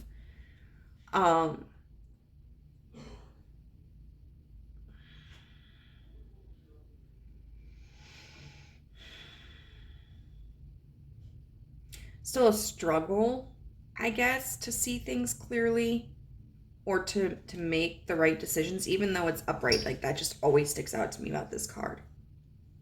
Or like having a misguided interpretation of your intuition or something. And the Four of Wands is about coming together, and it's about celebration. But then this Knight of Swords in reverse, once again, very blocked energy. And swords are the fastest moving energy in the tarot. So the Knight of Swords is going to be somebody who can come in very quickly, but also, I think, in reverse, somebody who can leave very quickly. So this is, to me, their intentions of being guarded and engaging in this connection, but always kind of having an escape plan, or making sure not getting too attached to it. And kind of leaving whenever the time feels right for them. Chad, I don't know how you deal with this person. Now, I feel like I've dealt with people like this too. And it's tough, especially when you are somebody who kind of has a very different I don't know, style. As somebody who is more grounded and connected.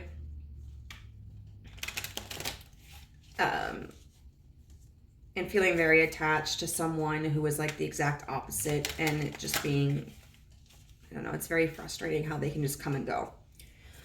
So now we're going to get the warrior's thoughts, feelings, and intentions.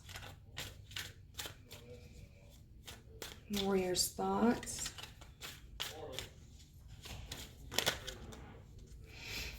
The Two of Swords.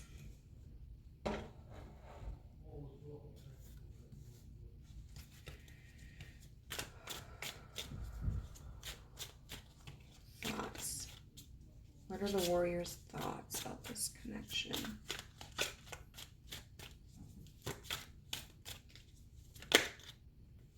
The Four of Pentacles in reverse.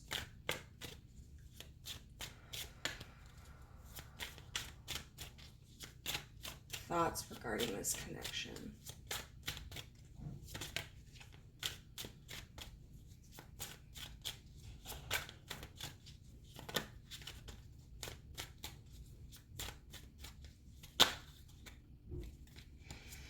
The Wheel of Fortune upright. And I really like this Wheel of Fortune because it's a yin-yang sign. Oh, balance. All right, so then there are feelings about this connection. Ow!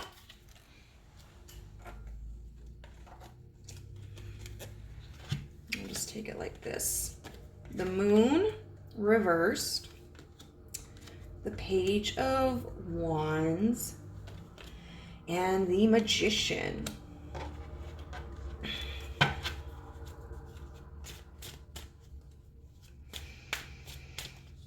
And then the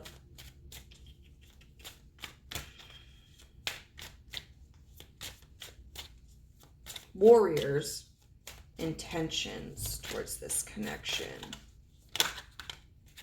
The Ten of Pentacles in reverse.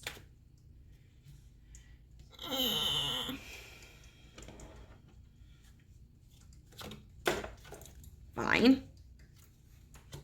Death.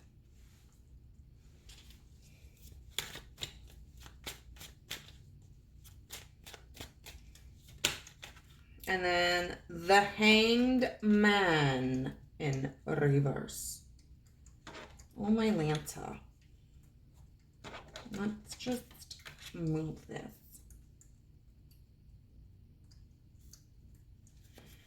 Okay, so this is considerably optimistic energy. I would say that with the Two of Swords, the Four of Pentacles in reverse, and the Wheel of Fortune, the thoughts that the warrior is having is about making the choice to just wait it out. Just wait it out. Kind of like, this is weird, but like, when someone is like hunting and they see their prey, they can, and let's say like it's a really bad shot. You're going to have people who decide to go for it. They're impatient. They're like, I'm going to shoot my shot and I better get it. But then you're going to have people who are patient and are willing to wait until the prey is in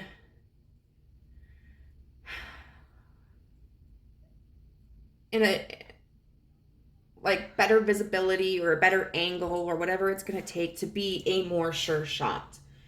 And I feel like that's the mind frame of the warrior. because we have the Two of Swords, and it's interesting, like, we have the Two of Swords over here as well for the eccentric, but it's in reverse, meaning that this person's like, I'm not making a choice. I'm not doing anything. I'm not changing my mind. And then you've got the Two of Swords up here, upright, and the warrior person is just like, I got time.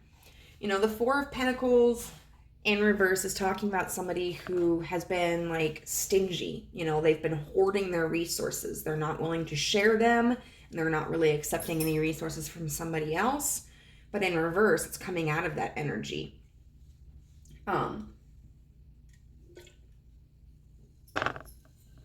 Somebody who was like, all right, fine. I have been holding on to this for so long, and I'm finally at a position where I feel okay extending a little bit of generosity, of opening myself up a little bit more. And this Wheel of Fortune over here is just kind of like, it's about cycles. And it just kind of gives me this feeling of like, it's just a matter of time. It's just a matter of time until this person decides to open up a little bit, to invest a little bit more. So very, very positive thinking.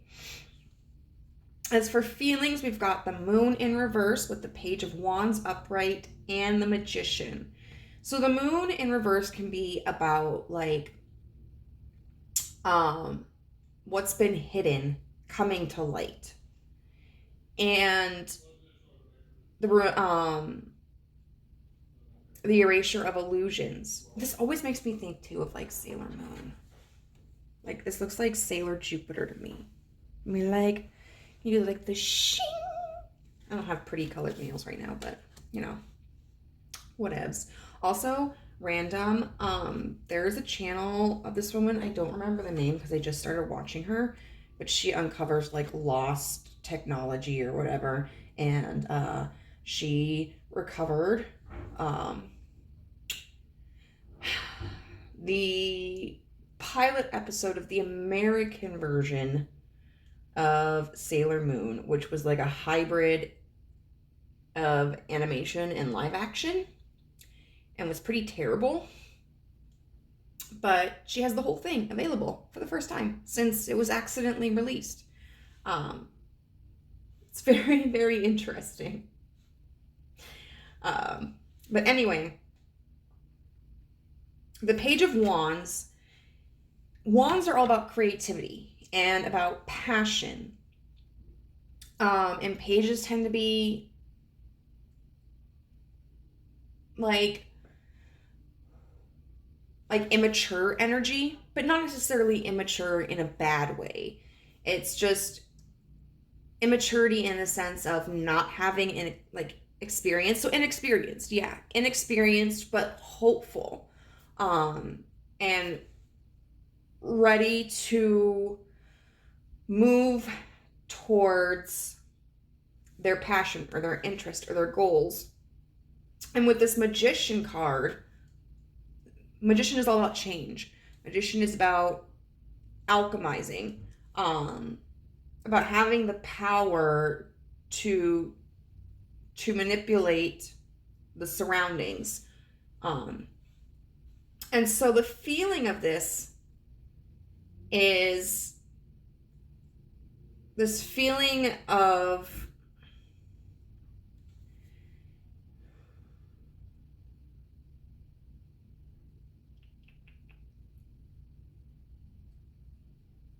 eventually, like, the situation will change and that it will evolve into something more consistent, something more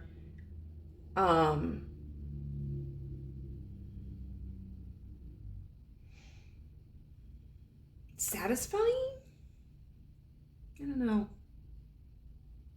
Fulfilling.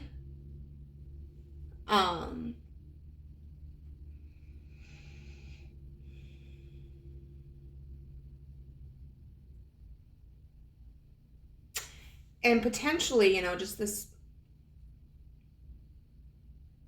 just this feeling of growth.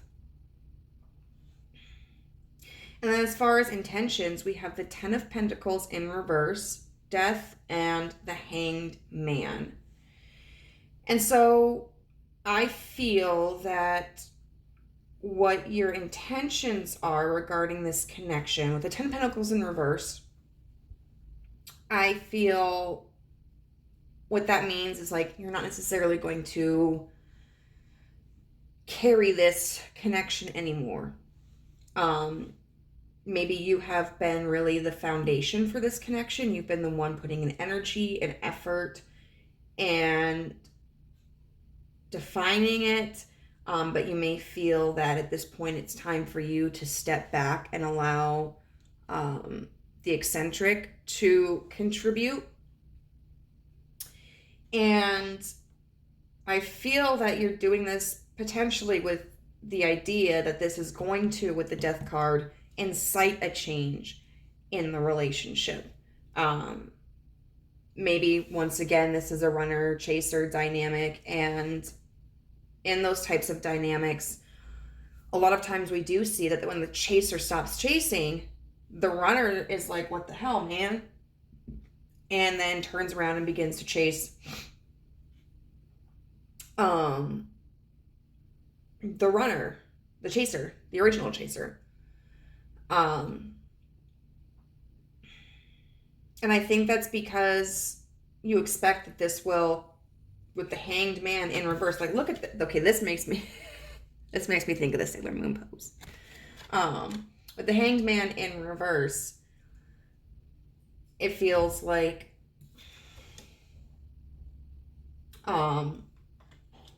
that this is something that you may be doing for the first time. You may be pulling back that energy, because the Hangman in reverse can talk about coming to enlightenment, having a different perspective.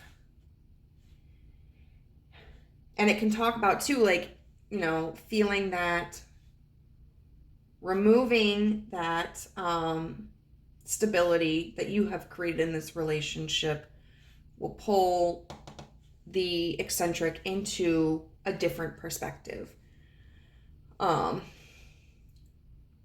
Maybe this mentality of like, oh, they'll finally realize what they lost, you know? And on one hand, I'm going to say like that can be something that's beneficial.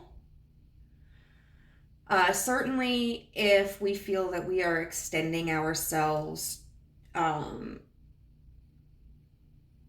far above what we should, then absolutely I think it's appropriate to pull energy back. It allows us to put that energy into something else that at the time is benefiting us more, or reciprocal or creative. It also allows us to see like what this other person, you know, what the other people in our lives will do if we feel that they haven't been as reciprocal. But I'd also caution, like, don't really expect this to get this person into gear. It might, but at the end of the day, it might not as well, because what they're feeling has less to do with you than it does about their own selves. And the only person that you can control is yourself, not another person. So if pulling back does change the energy of this connection to where like the eccentric is coming forward and willing to offer more into the connection, I wouldn't say necessarily like be cautious, but be mindful. It can be really easy to go, okay, they've changed, they realized what they did, and they're here now, and then just beginning, like, start putting your energy back into the connection. But sometimes what happens is when the original chaser does that, and the runner pulls their energy back again, because it's very intense for them, and then runs away, and then the original chaser is like, what the hell, man? I thought things were going to be different. And it can just be this really repetitious cycle. So if this does draw, like, if you do this and it draws the eccentric back in, I would say just like take it slowly. Don't have too high of expectations. Just let things flow as they would. Definitely, I would say take this person's situation into consideration, because they're not going to be able to give you everything that you want and need right away, because they still don't have everything that they want and they need. So I would say definitely be, if this connection continues, definitely be a little bit more lenient on them, but also figure out like what your boundaries are and communicate that. Because being understanding and more lenient of a person who lacks the structure and the resources and the empathy that we need doesn't mean that we have to tolerate everything, that they get a free pass for everything. If it's a connection worth keeping, there's a compromise that needs to be made, and they have to be willing to compromise as well. All right, so let's get into some shared energies here. I swear to God, if that moon thing falls, I'm gonna be so mad, because this happens all the time, but I love it. It's so pretty. I actually got that, I think it's here at Halloween a couple of years ago.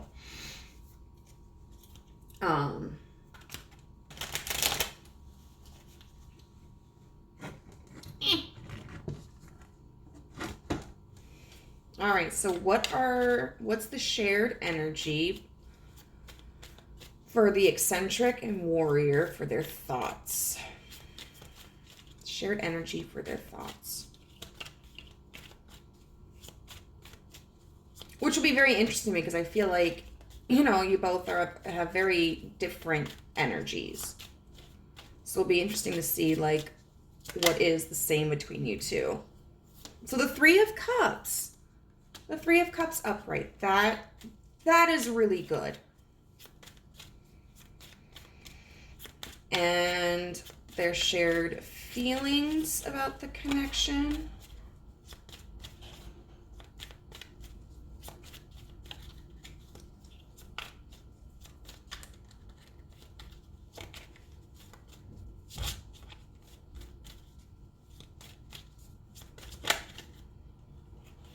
The Queen of Swords.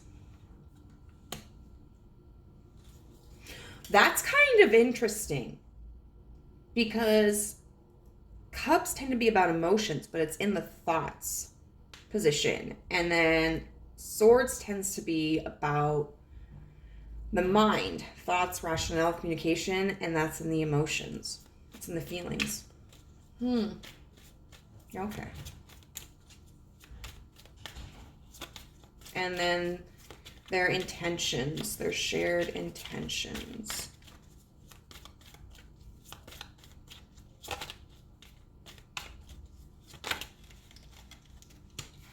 So we're going to have the Seven of Cups with the Ten of Coins in reverse. Okay. So shared energy for the thoughts, the Three of Cups. Three of Cups is all about celebration. It's all about friendship. And so I think the shared thoughts is that you both enjoy each other's company. You both have a certain value for each other.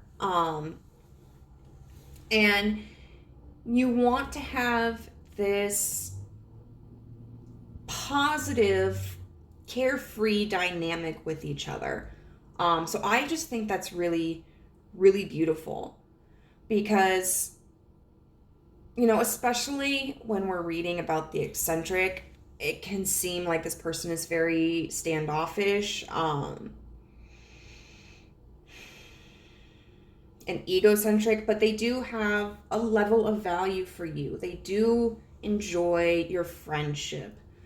Then we have for feelings, we have the Queen of Swords. And so I think with that being said, I think both of you are trying to be rational, which can be a positive thing.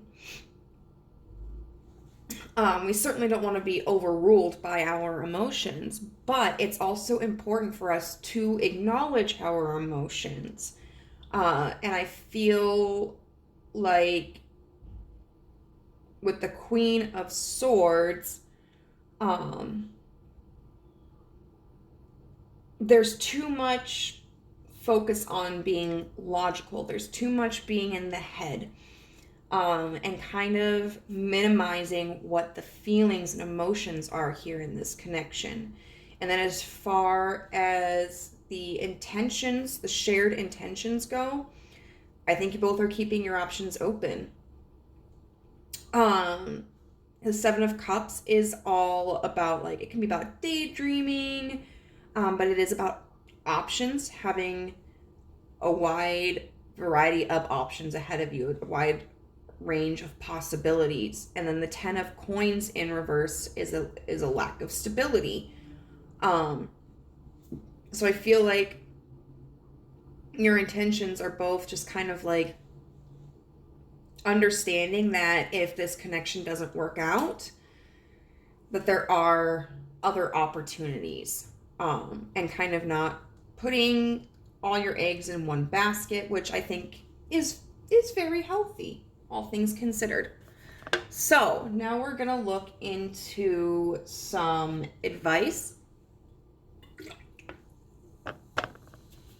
We have Bloodstone, Get Up and Get Moving, Witch's Hat, Power,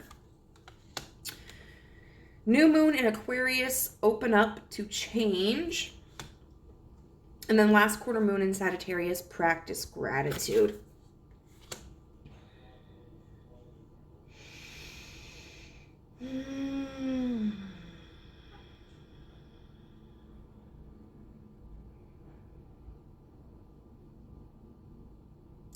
So what I do feel is that guidance for you today is to be kind of like, to be proactive about it. Because from this energy, it kind of seems like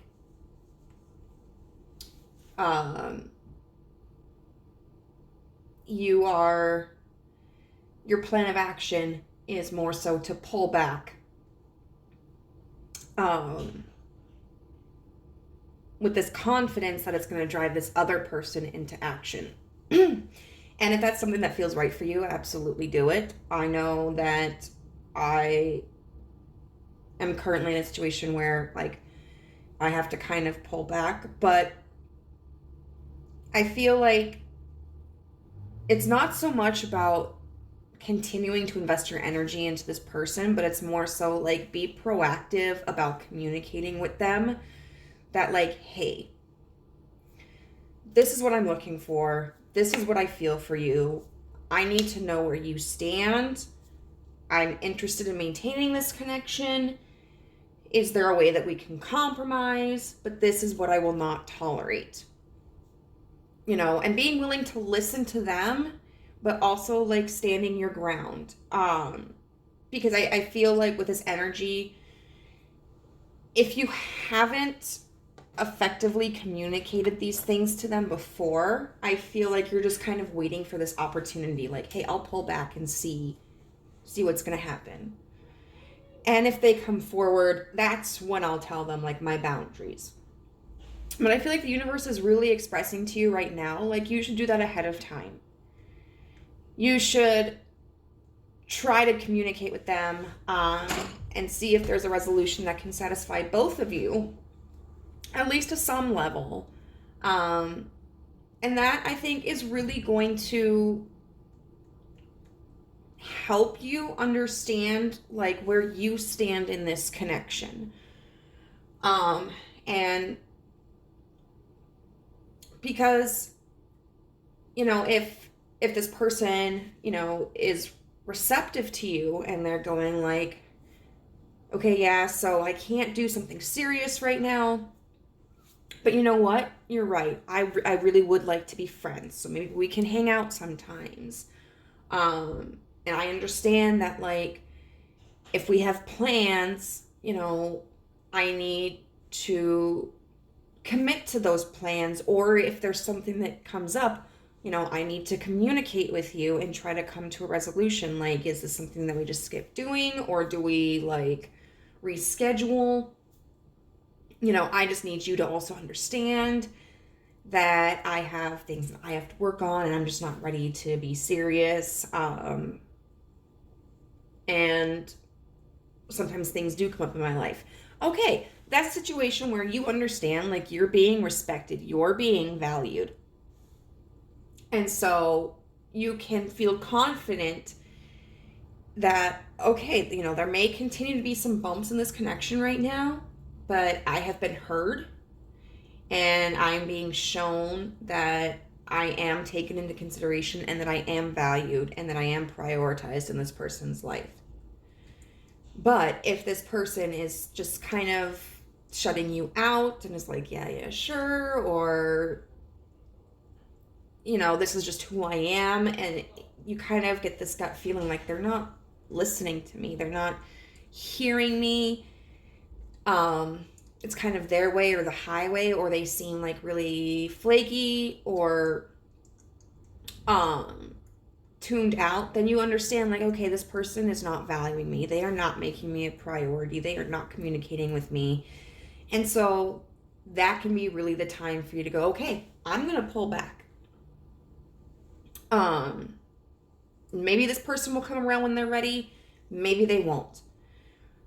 But, there's no reason to completely pull back if the eccentric is willing to work with you on some stuff, even if it's, like, imperfect, because inevitably, with how different the two of you are in this respect, like, there's going to be mishaps.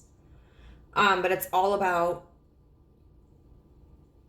being willing to be receptive to each other and being willing to work out the kinks and being willing to find common ground and common compromises. So then you don't have to pull back all the way. But if someone just really isn't receptive to you and they're just kind of blowing you off and they're only willing to look from their perspective, then you can know, like, okay, like, I'm done right now. And if they want to get theirs together, they can come forward.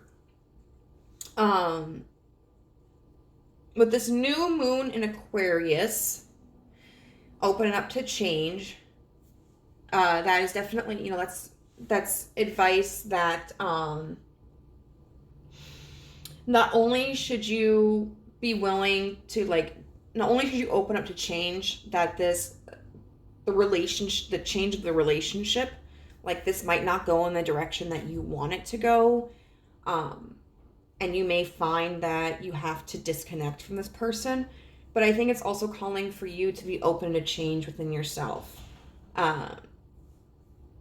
because with the Warrior, it just does feel like you may be somebody who, like I said, is more rigid in their structure and not somebody who necessarily adapts very well. So I think this is calling for you to really kind of change your perspective about what's going on here and change your approach to become a little bit more flexible.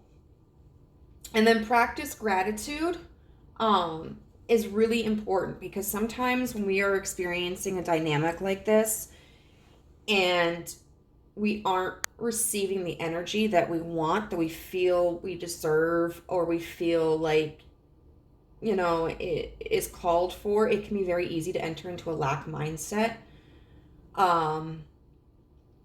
Very all or nothing, like, well, since this isn't going the way that I want, or it's not, I'm not receiving what I need to, it can be very easy to just kind of dismiss the situation, consider it like a waste of time, or consider the other person a waste of time.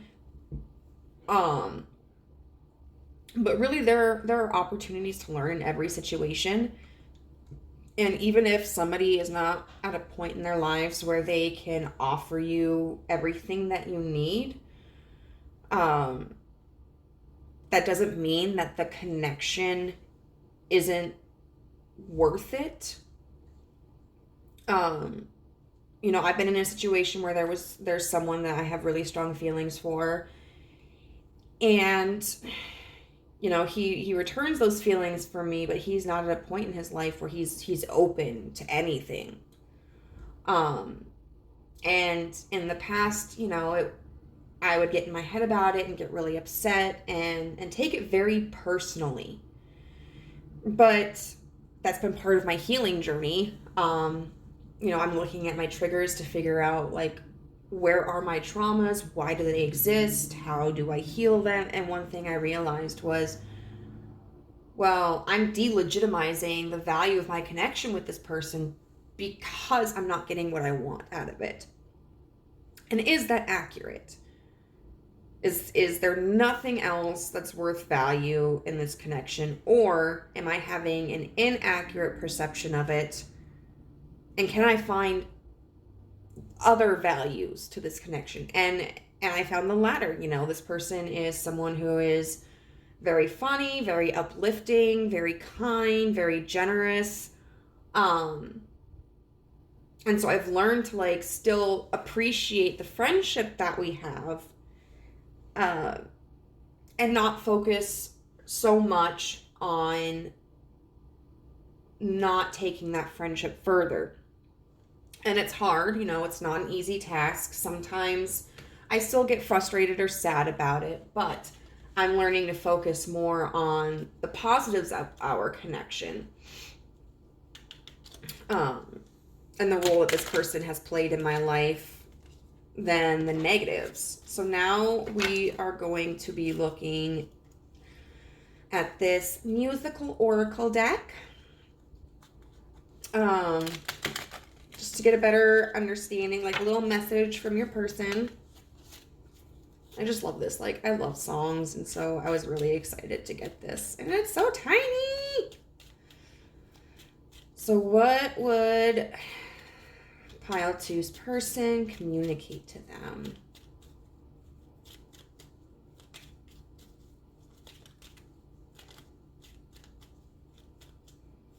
What would Pile 2's person communicate to them?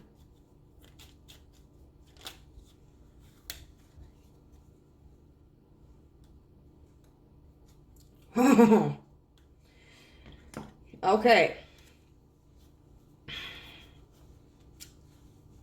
This is we'll talk about this. Don't come hanging around my door. I don't want to see your face no more. I got more important things to do than spend my time grown old with you. American Woman by Lenny Kravitz. So, I know that's a tough message. I would say that this person is feeling kind of defensive. And if this song doesn't resonate with your situation, don't take it to heart. But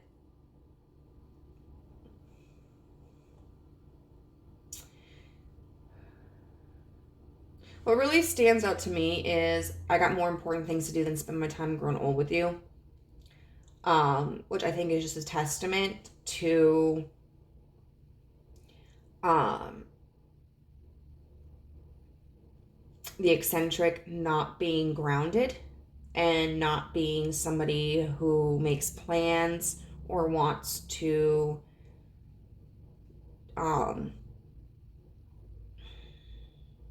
be invested or attached to anything. They may feel that perhaps you have been too forward or too focused on them, and that could be potentially causing them some stress. It happens.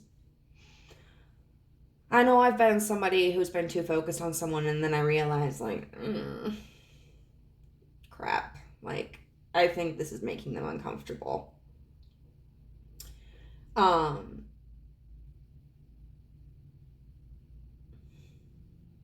don't feel like this person necessarily has anything negative from you. I'm just getting a big defensiveness here. If this doesn't feel appropriate for your situation, then don't worry about it.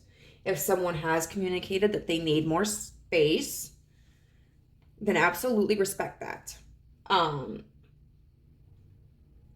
We want to respect other people's boundaries as much as we want them to respect ours. I do love that song, though.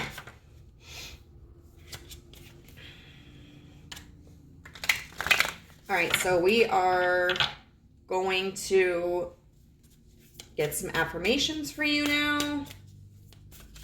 This one was a little rough. I'm sorry.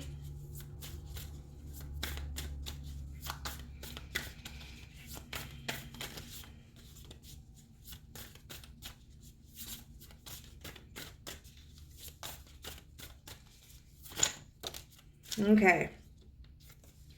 Vitality. I am healthy and vital and strong.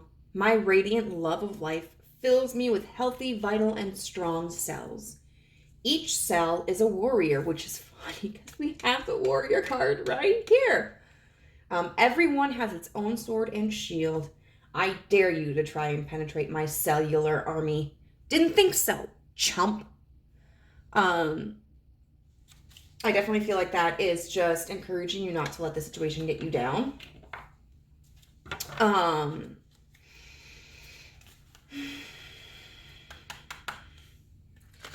And to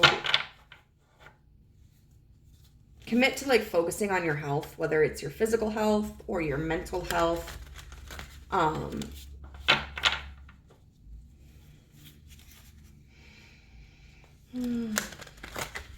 And then we'll get one more affirmation for pile 2.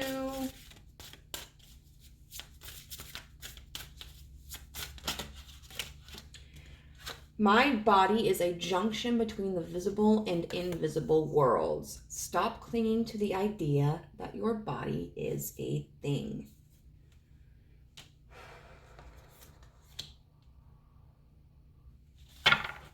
Interesting.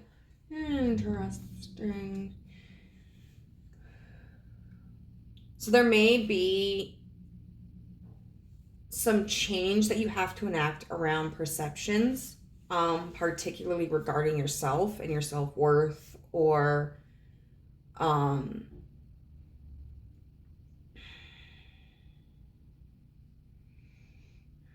your position in life. But pile number 2, that is all that I have for you. I do apologize that this was kind of a tense reading. If it doesn't resonate with you, then you don't have to take it. You know better than I what your situation is. But one thing that, I've learned about tarot is that a lot of times, when it gives us harsh realities like this or harsh messages like this, it is a way for us to be made aware of things, and that if those things are undesirable, we have the power to change the situation, whether it's, changing the connection or changing our perspectives. And so if it did resonate with you, I would love to hear your story. Please leave a comment down below, and I'll see you later. Bye. Hello, pile 3. If you chose, not my hair again. If you chose the Ostara Tarot or this adorable little rose quartz heart, then hopefully there is a message here for you. So we're looking at an energy check-in with your person and your thoughts, feelings, and intentions. First, we're going to be using some oracle cards to give an idea about the characteristics, of like your person and you, to give you an idea if this is an appropriate pile for you, if like The roles are reversed though, doesn't matter. As long as it resonates with you, we got it, kid. Then we're going to be using tarot to look at the thoughts, feelings, and intentions, and the shared energies. Then we'll get some oracle cards again to look at some advice. Then just like a little musical oracle card to see what they would say to you. And then finally some affirmation cards. So let's get into it. Okay, my friends. So we have for your person, the Green Man. We have card number 5, Leo, Shine, but in reverse. And then we have card number 7 with Inner Truth. So,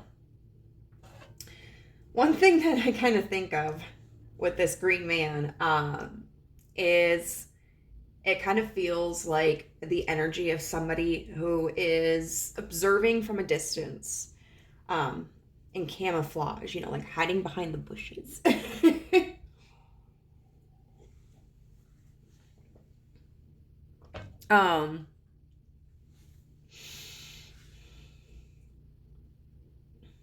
It feels like somebody who is definitely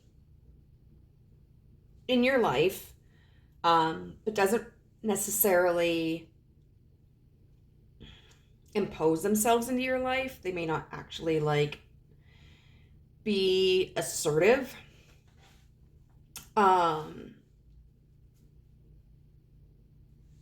In maintaining a position in your life. With the Leo card in reverse saying shine, this could be somebody who doesn't like to stand out. Somebody who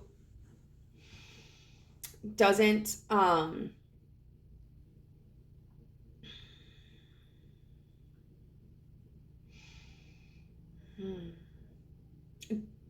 does struggle with some insecurities. But also, like, when we look at Leos, when they are in like their shadow aspects, they thrive on like external validation, and they can be like super bossy and domineering and very, very stubborn. So this may be somebody who doesn't necessarily, I think, assert themselves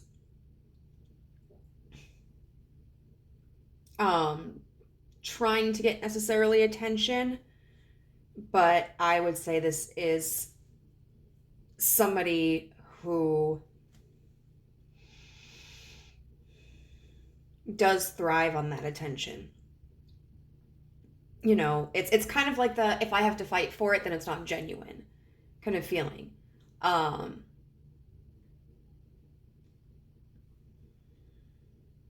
We have this Inner Truth card here with this owl.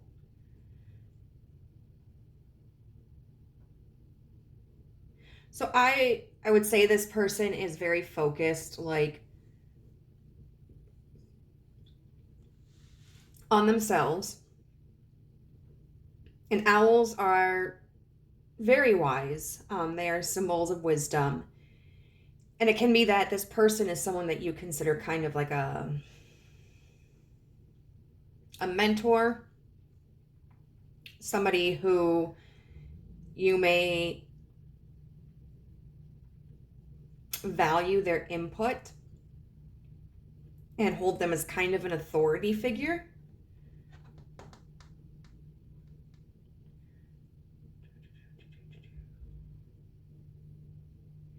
But yeah, it kind of, this person is kind of like there and not there at the same time.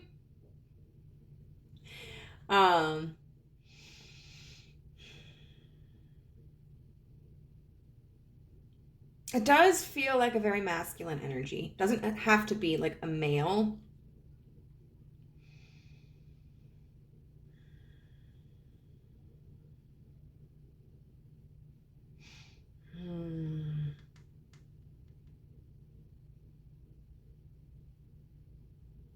I don't know, I'm getting like there's just this feeling that's kind of hard to describe into words.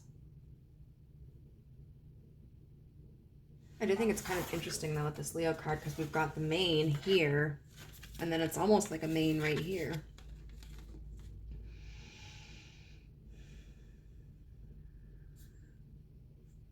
I think that's all I've got for this person right now. We'll see. We'll see what else comes up.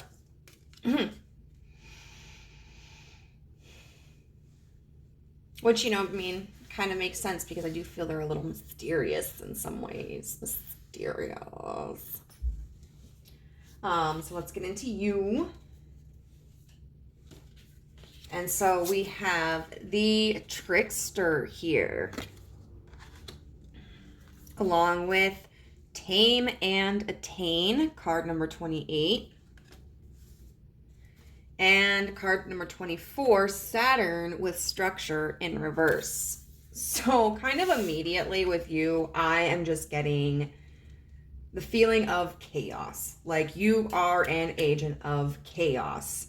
I don't like, with all the best intentions, you seem like somebody who is very flirty, very fun, plays pranks, is very playful,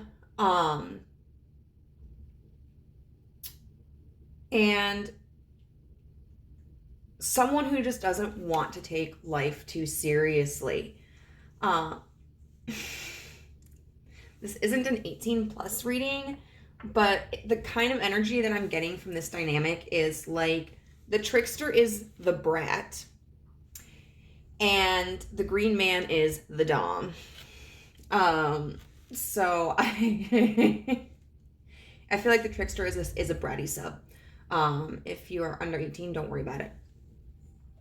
But which, looking at my I don't remember what they're called, but like the statistics for my viewers, it doesn't show that really anybody under 18 watches my videos. But come on, like if you're under the age of 18, it's on a need to know basis, and you don't need to know.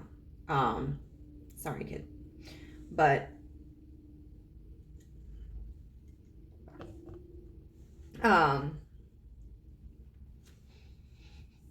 I feel like sometimes with this energy of the Structure in reverse, and with the Trickster energy, that maybe you like to push the limits, and at times you may go too far, but that it's never ill-intentioned. You might be very impulsive, and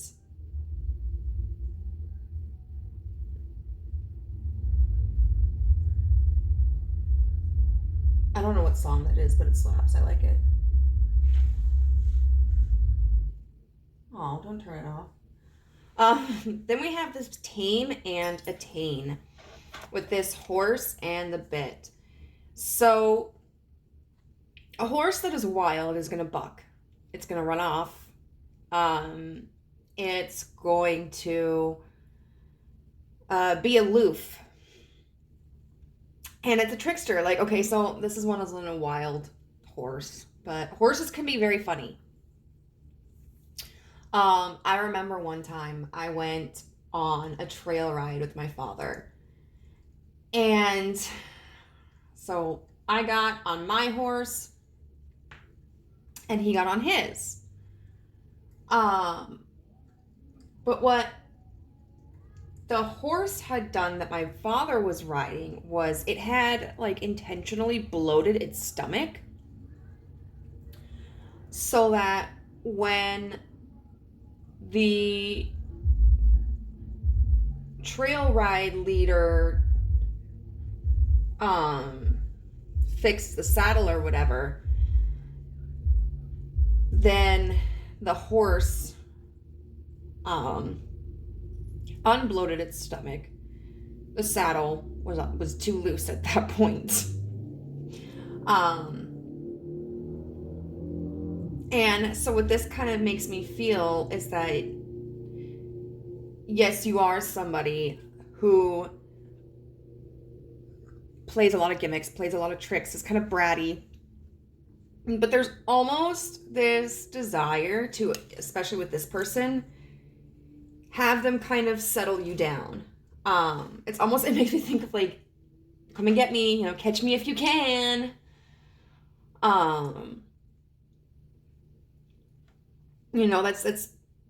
That's part of, I think, the fun of it is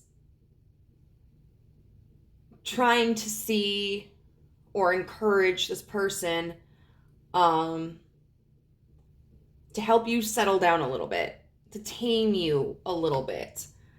I'm the same way sometimes. I get it. I don't know. That's why, like, shit talking is my favorite form of flirtation.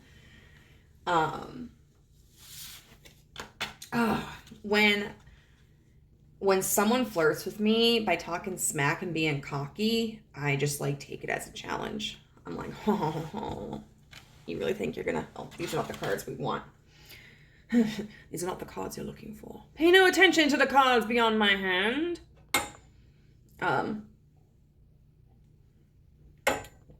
It gets me all riled up. All right, so now we're going to look at the Green Man's thoughts, feelings, and intentions towards this relationship, if this sounds like a pile that fits your situation. The situation is irrelevant now.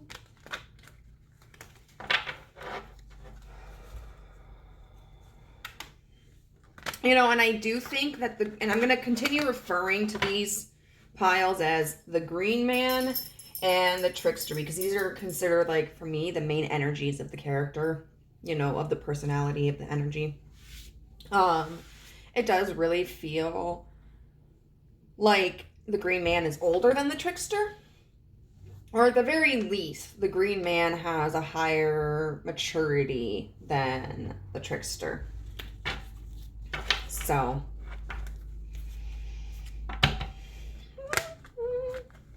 this is how we do it.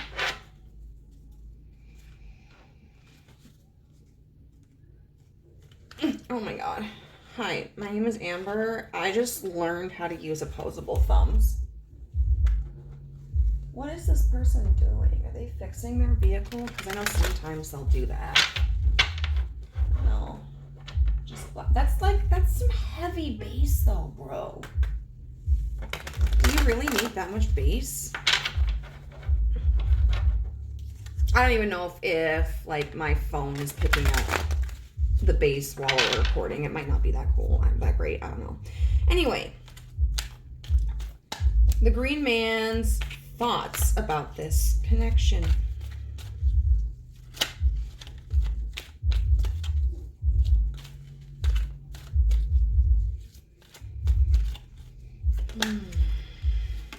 We have the Page of Swords in reverse. All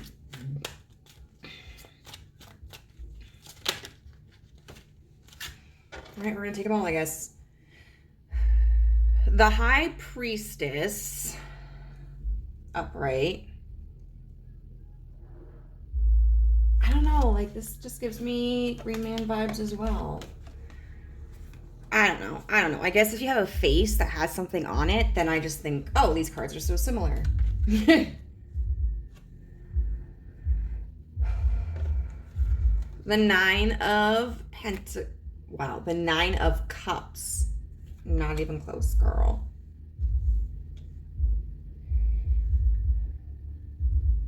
And the Ace of Swords in reverse. Now we're going to lay all of these out for the Green Man before we get into further readings.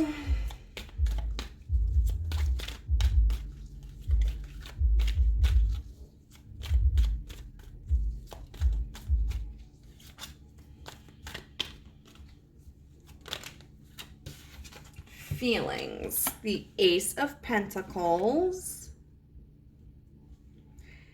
The Seven of Cups in reverse.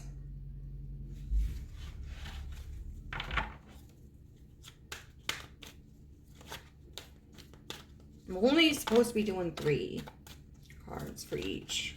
And I'm working in a little space. So just one more card for feelings, please.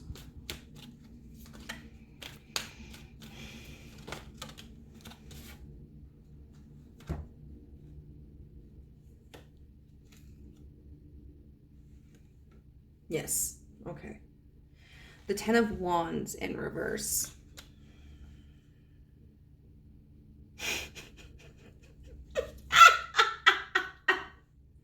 We're gonna get to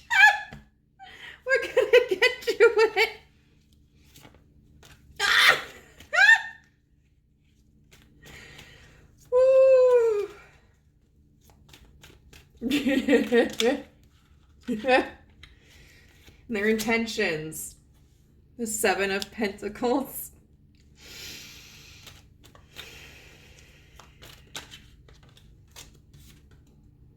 The 4 of Cups.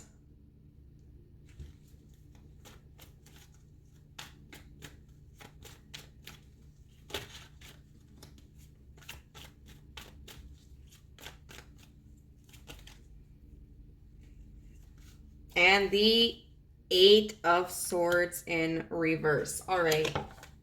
All right. This is hilarious to me.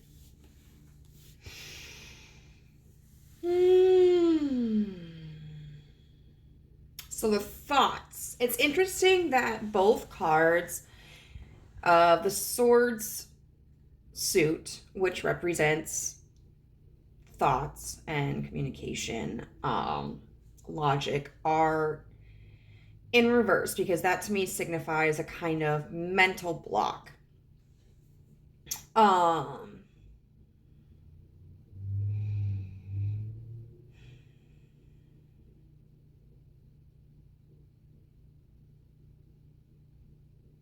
I think this person is actually in denial about how much they enjoy this connection. You know, because we've got the Page of Swords in reverse, which is, it's kind of like the communication of a new idea when it's upright, but in reverse it would be more so blocking that. Then we have the High Priestess, which talks about someone who is very in touch with their intuition, someone who has like secrets, has higher knowledge. And like we have the pomegranate that she is holding here, which talks about like fertility. We have the 9 of Cups, which is about wish fulfillment.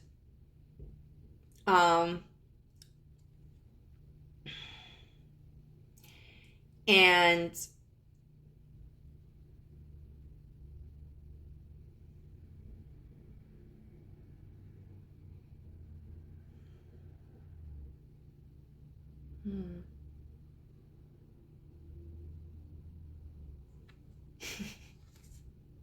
I don't know, emotional contentment. And then the Ace of Swords in reverse, which can talk about the denial of truth.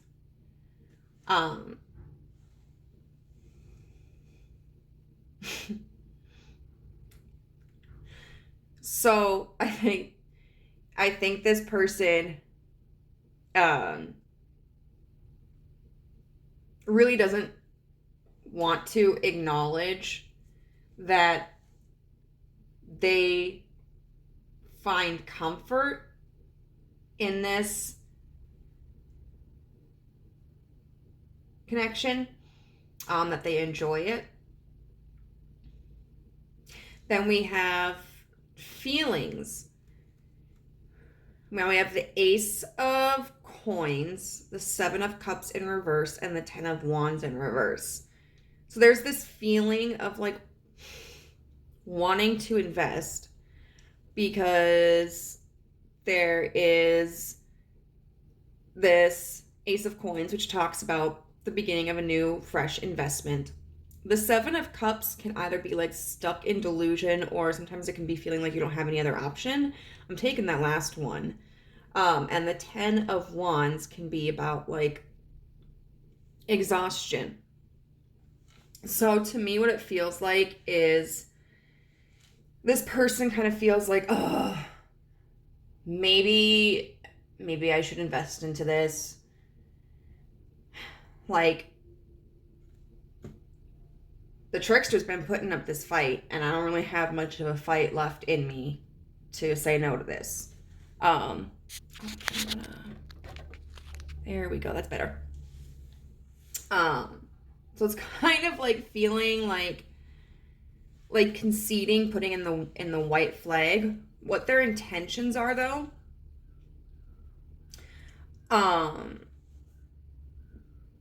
Their intentions with the Seven of Coins, that can be about patience, hard work, putting in that work. The Four of Cups, which is about really being fickle with emotional connection. As you can see, like, this person is rejecting the offer of someone with a chalice. And then the Eight of Swords in reverse is about being released from a mental prison. So it feels like, at the very least, right now, what they intend to do is they intend to continue withholding their energy.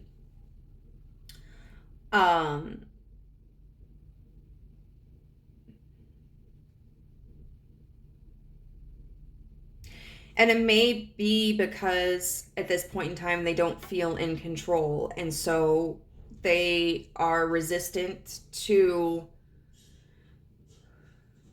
move forward in this connection, or if they feel like they are not the ones who are directing it.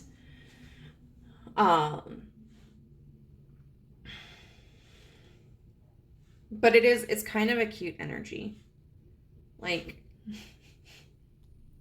with these two. I'm still going, right? Oh, a friend of mine just... Okay, no, we're getting the other one.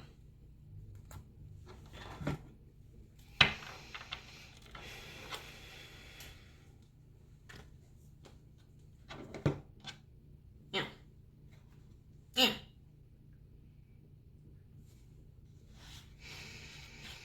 So I think really what their intentions are is they want to also kind of get their head on straight. Figure out some things for themselves.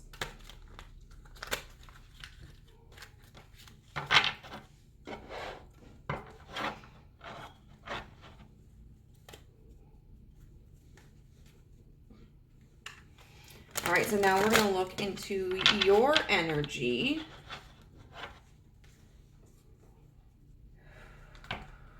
It's the trickster.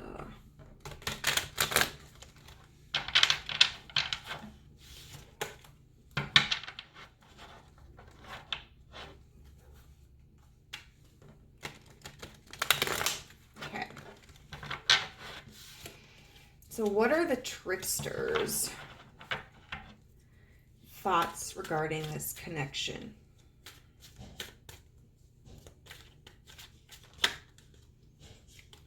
The Ace of Swords. Very interesting, since we have the Ace of Swords on this side. The Nine of Wands upright.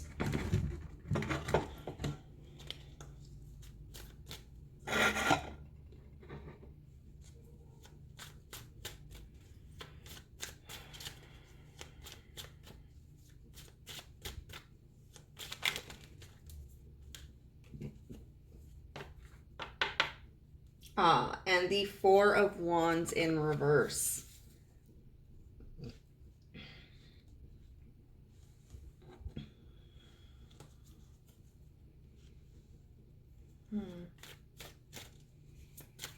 And then the feelings.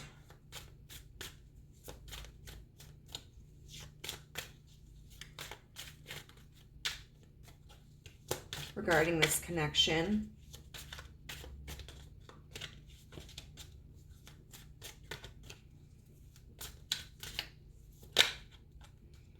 The Page of Swords, upright.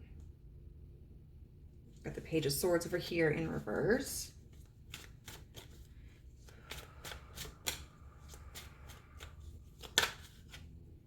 The Hermit in reverse.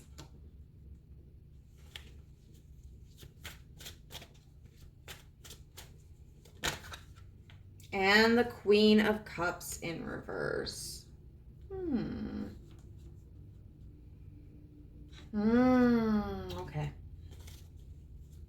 And then we have the Trickster's intentions towards the connection.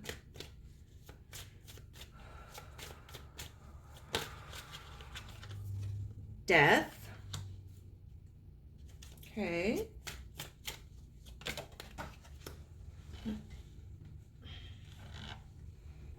The Four of Pentacles. And the Devil.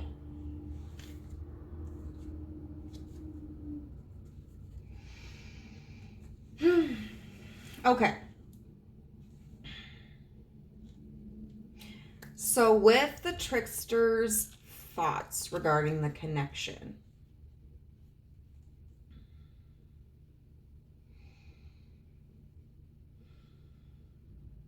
I think it's interesting that we have Wands as the predominant energy here. It starts with the swords, so it starts with like intellect and logic. But the wands are about passion and creativity. And so it seems with the thoughts, there is an acknowledgement of a truth internally. The Nine of Wands is about continuing a journey.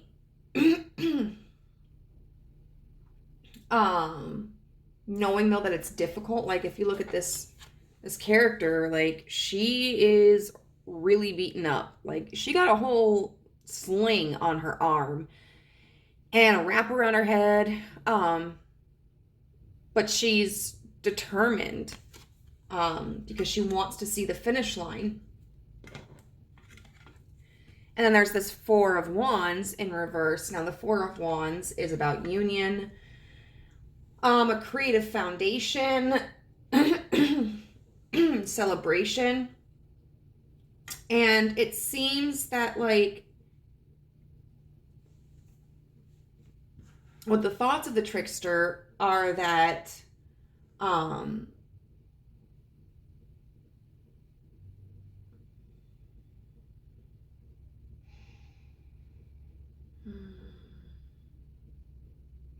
that they want to continue but that it also is difficult when they're not seeing results. Or that they want to continue even though they may not see results. So there's this acknowledgement of burden, of struggle, of being tired, and also of not having the kind of union with the green man that the trickster wants. But there is also this kind of sense of determination. With the feelings portion of it, we got the Page of Swords. We've got the Hermit in reverse, and we've got the Queen of Cups in reverse.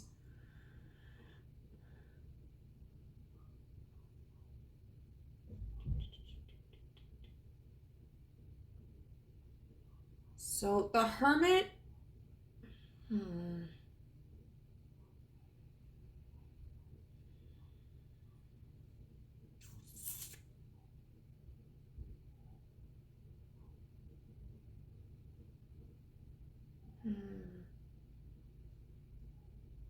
I kind of feel like with the feelings portion of it, this is really expressing that the trickster is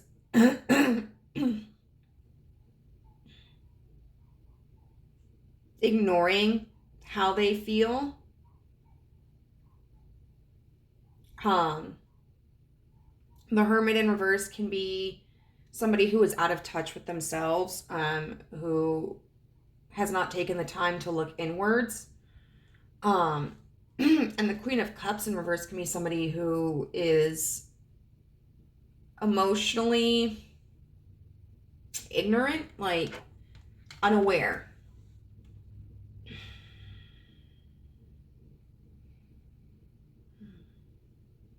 And it's interesting that this Queen of Cups has the mirror in front of her. Because sometimes when we talk about relationships, we talk about like mirroring each other or someone being... And look at this. Look at this. Both of these cards, the Devil and the Queen of Cups, have mirrors.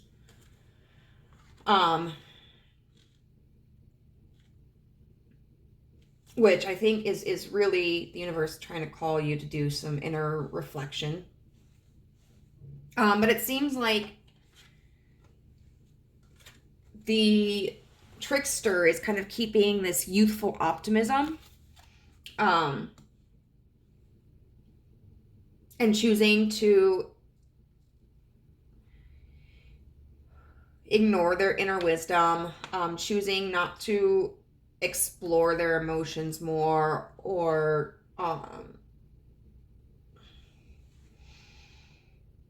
not allowing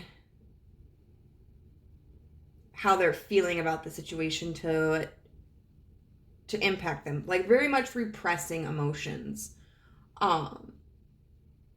Like if this person feels sad or neglected or frustrated, they are choosing not to acknowledge that. They are choosing to pretend that they don't feel that. And then with the actions, the intention, we have Death with the Four of Pentacles and the Devil.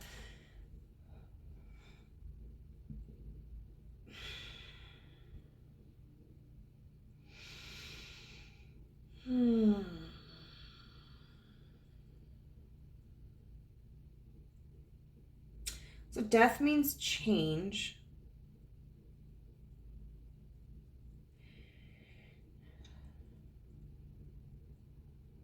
The Four of Pentacles is about like hoarding your resources. And the Devil is about like addictions, restraints. I kind of want a little bit more clarity on this.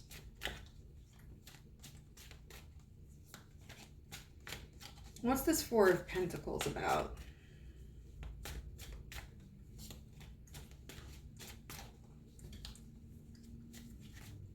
And it's interesting, like both of you and your intentions have Four of Cups here. So this person is like kind of emotionally withholding, and then the Four of Pentacles here, where the trickster is like practically, withholding, like things that are practical, like finances or, the foundation of the relationship. The Empress. Okay. And the Empress is someone who is very nurturing. And then we got the Devil.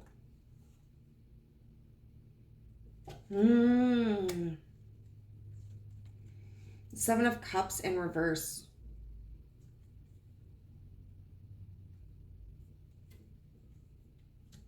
Which is funny because we got that right here too. It's just interesting because I think the first pile that I did not share, like they didn't have any cards that were the same at all. Not just positions, but like there were no cards over here that were over here at all. But this one, you're seeing quite a few of them, but in different places.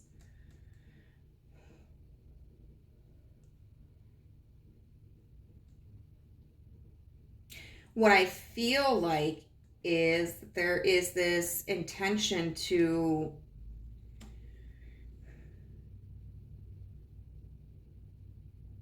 withhold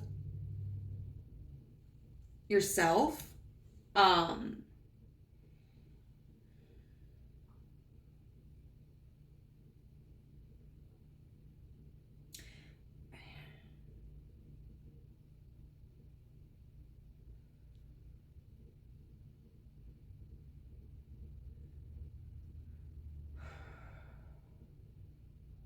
The Empress can be pregnancy. So if some of you are pregnant, you may be planning to withhold that information from the green man, which I wouldn't necessarily encourage, as long as the green man is not abusive or manipulative. I think they have every right to know.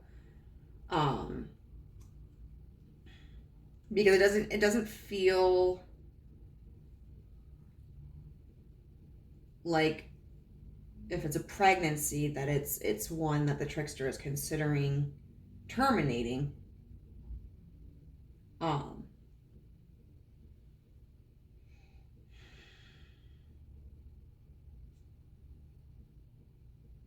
Termination is, of course, or interest in keeping is, of course, like a person's right when they are carrying a fetus, but it doesn't feel like this person has the intention of terminating it. For most people, I just feel like the Four of Pentacles with the Empress is just kind of withholding affection. Oh,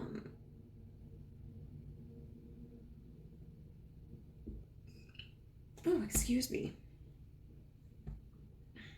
Withholding resources, but still, like, with the Devil and then the Seven of Cups in reverse, still being very focused on this connection. Like, seeming like you're pulling back, but not really. And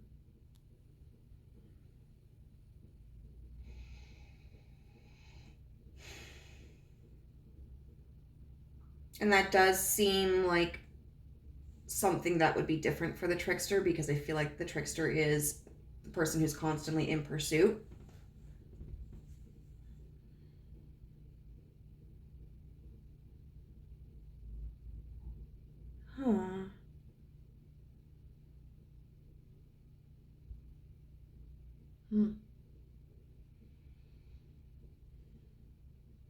I would just advise the trickster to be conscientious. Like I said, I feel like sometimes the trickster may go too far, and they may not, like, intend to, but it would behoove them, I think, to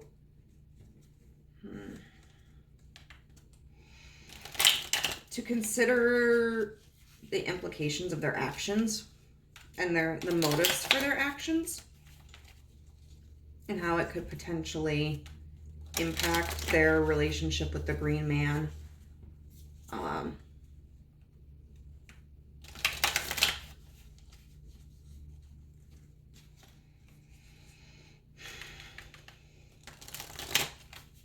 But who knows? Who knows? All right, so what are some shared energies? We have the shared thoughts, please.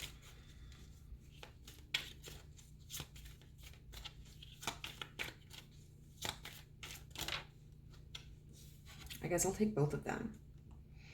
The Hanged Man with the Queen of Cups.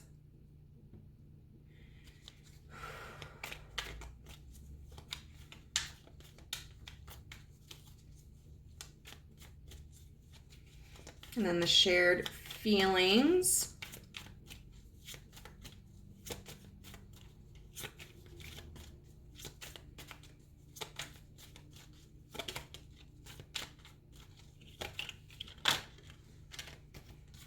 The Hermit. Which is funny because we have the Hermit in reverse. And then the King of Coins for the actions. Okay, so with the shared energy of the thoughts, I feel like with the the Hanged Man and the Queen of Cups, there is certainly a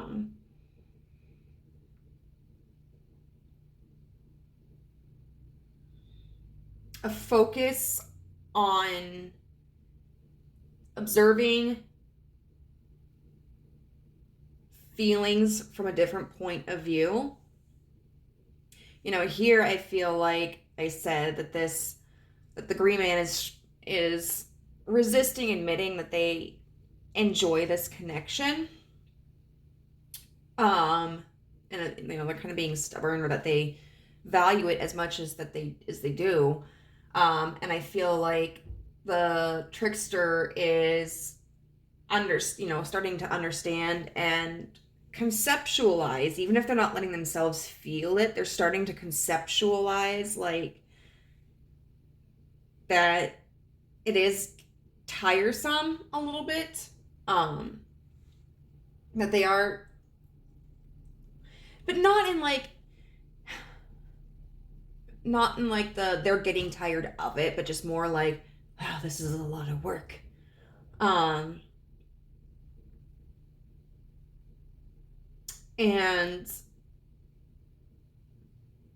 But that, you know, it's something that they want to keep moving towards, even if they don't reach the kind of union that they want to. With the Hermit, the feelings,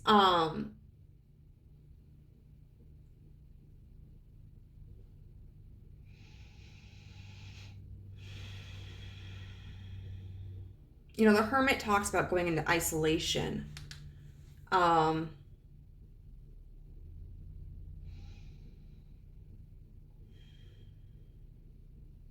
So there may be a feeling of separation from the both of you.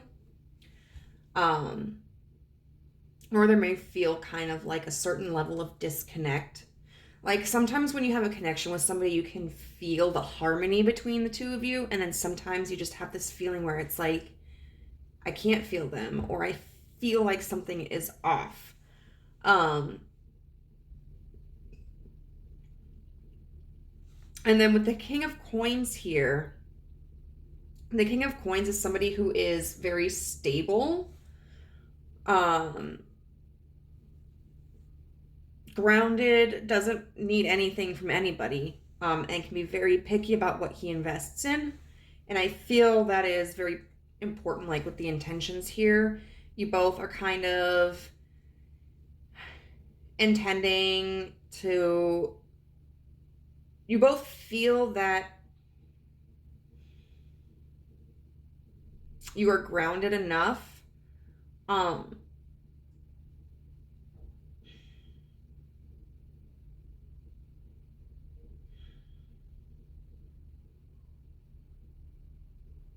I don't know, it almost kind of makes me feel like a gamble, though.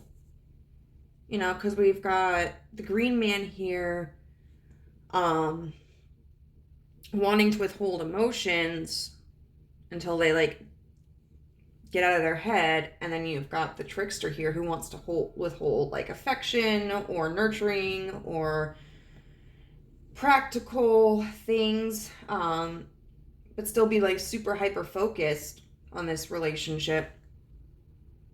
So it feels like you guys are bluffing. And I think, you know, the King of Coins is somebody who definitely, if he feels he needs to, is going to bluff. Is going to hide his resources, is going to hide his hand. And it's very stubborn because, like, he's like, I know what I have, I know what I want, and I'm not going to settle for less. So, oh no, we'll get you some oracle cards. We've got the first quarter moon in Libra. Keep your heart open. We've got the Sunstone. Take pleasure in the things that you do. And we also have Mabon with balance. So first of all,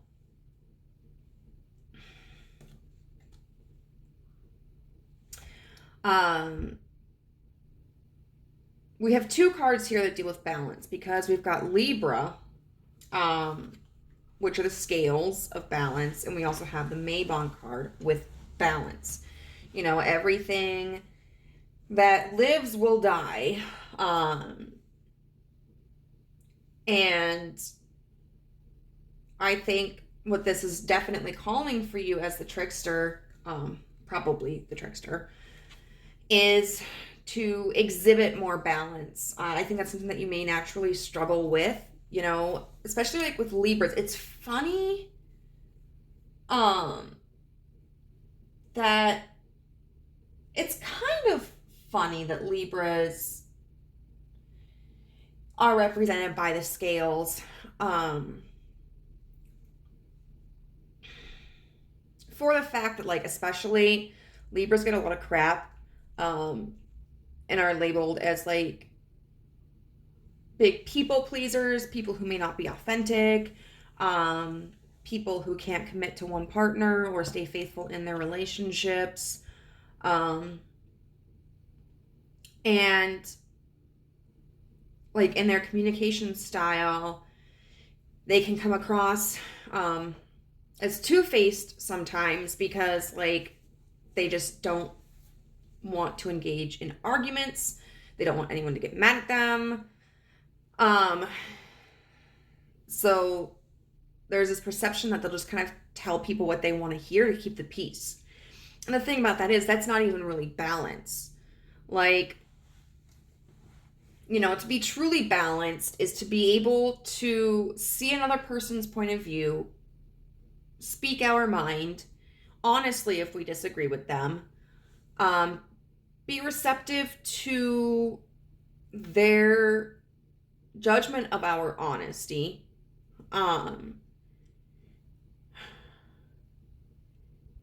and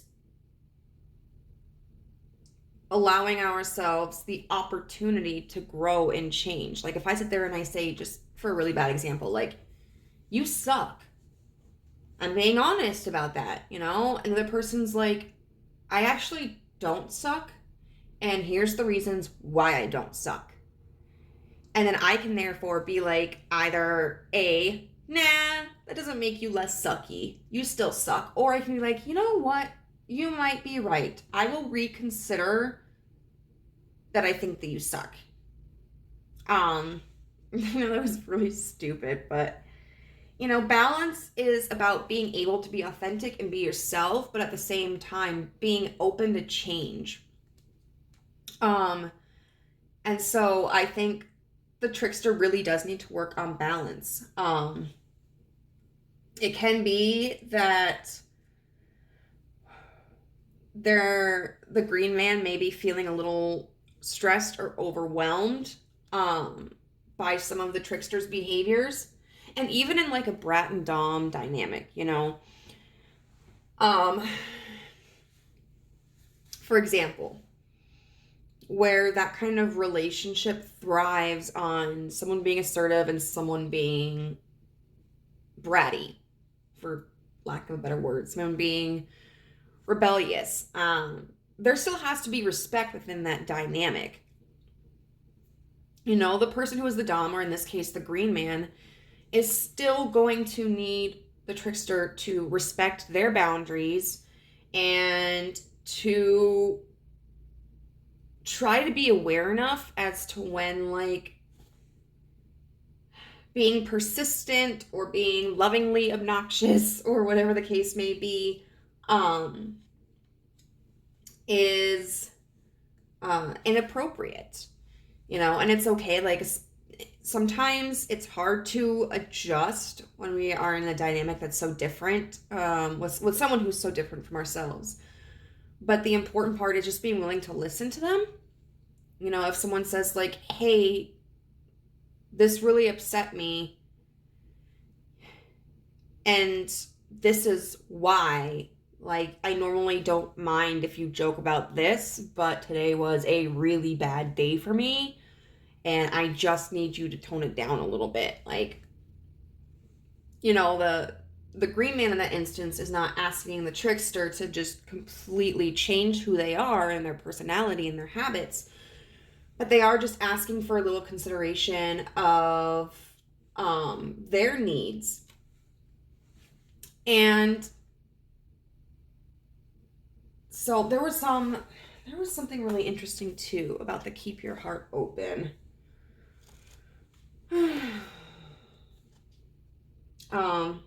Oh yeah.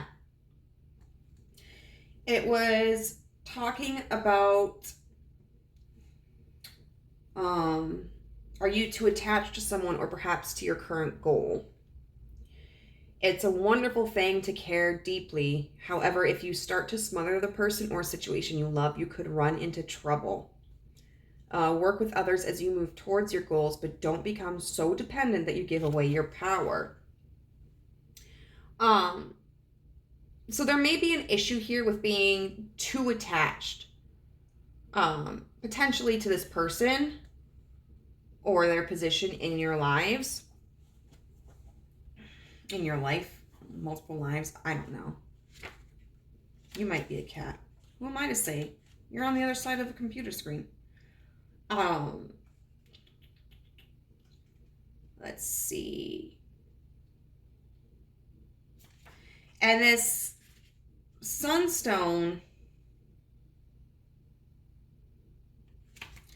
is take pleasure in the things that you do, which I think, you do for the most part. I think you do have fun.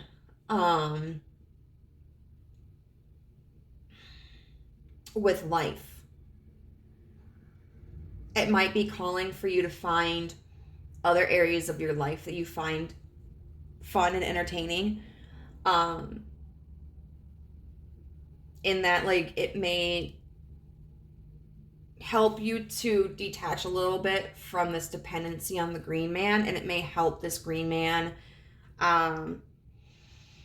feel that they have a little room to breathe.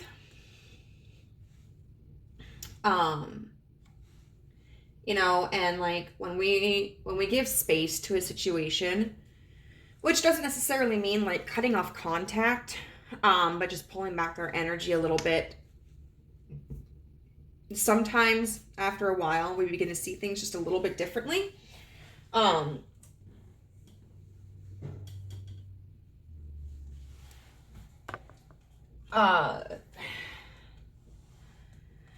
Like maybe, for example, that, oh wow, maybe I was not observing my partners or my friends or whatever, their needs as much as I should have been. I wasn't paying attention to what they needed or wanted, or I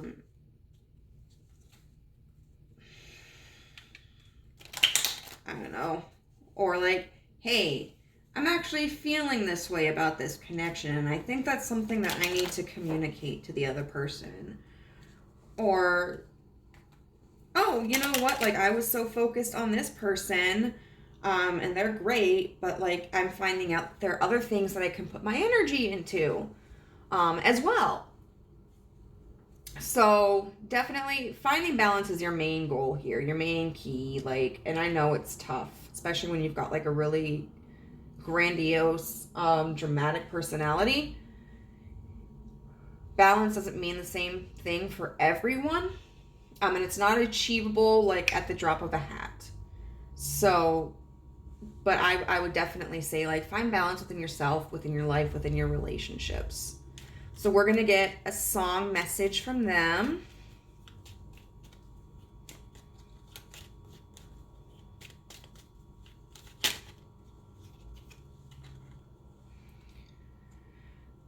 Close my eyes when I go to bed, and I dream of angels that make me smile. I feel better when I hear them say, everything will be wonderful someday. Wonderful by Everclear.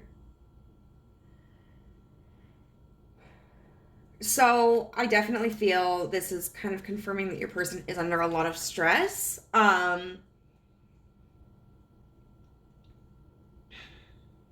and that they are imagining like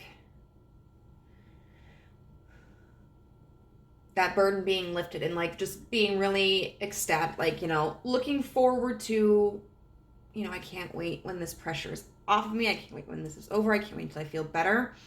I do feel that you are being represented as one of the angels that makes them smile. And it does seem kind of like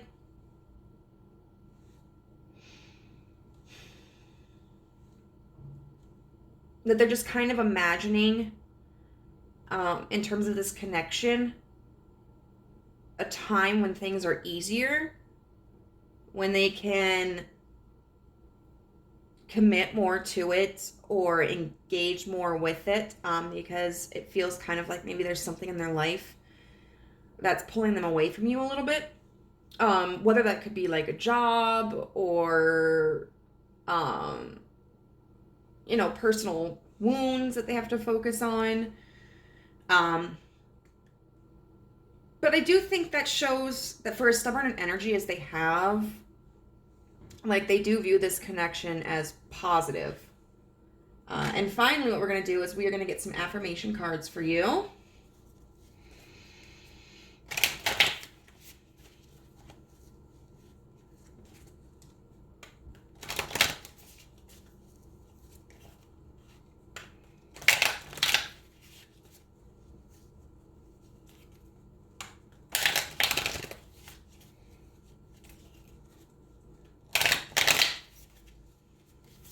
All right, affirmation cards for pile number 3. Ideal partnership.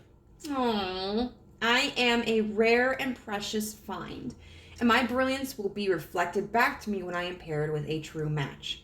My ideal partnerships and working relationships are easy and free-flowing. I deserve greatness because I am greatness. And to paraphrase Rumi, what I'm looking for is also looking for me. In fact, he or she might be paraphrasing Rumi right now. What's that, Merlot? That's wine and cheese. So definitely, sometimes we think that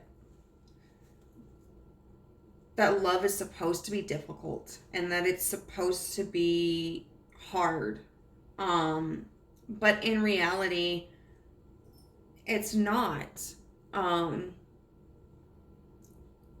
Fighting for a relationship doesn't mean that it's more valuable, or that there's more love between the two than a couple who are compatible in a way where there's less friction and tension in their relationship. And I think, for me personally, there have been times where I have felt like I've had to pursue somebody to get them to love me. Like, and I'll make this clear, like, these are people who did express romantic feelings for me as well. I'm not chasing after people who don't have those feelings for me. But in one way or another, whether they were partners, or not, like, there was a level of emotional unavailability. And I felt like I had to chase to earn their love.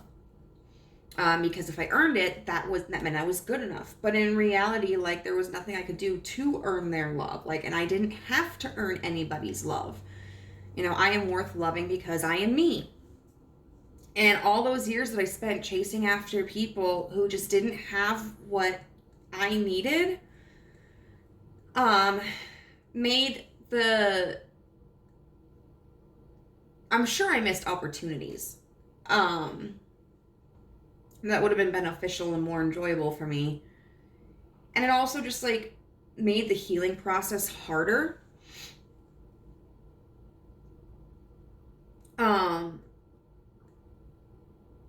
And so definitely I think the universe is reminding you that, first of all, you don't have to force anything, which I kind of feel is like what this trickster's energy is like trying to force the green man into the position that the trickster wants. And I think the universe is just saying, like, hold up, like, don't try to force someone. Go with the flow. Say yes to the flow. And that may mean that, the green man comes forward and, like, the both of you work on this harmonious relationship, or that may mean that you find someone down the line who is more compatible with you. But either way, like, whether it's this green man or not, like, you have value, and you are worthy, and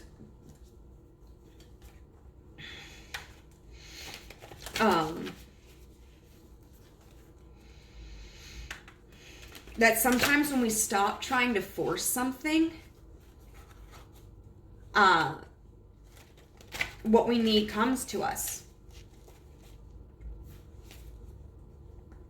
And then let's get one more affirmation card.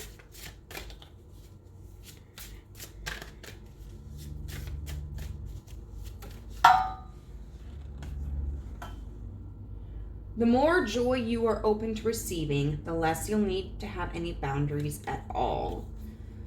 Giving is more important than winning. Yeah, and sometimes this trickster energy can be extreme in the sense of, like, there's a healthy way of being playful and of being bratty and rebellious. But then sometimes when our needs aren't being met and we're feeling frustrated, we can, like, amplify that energy. It's kind of like a kid who starts to scream and throw a temper tantrum because they want someone's attention. And that's not the healthiest way to do things,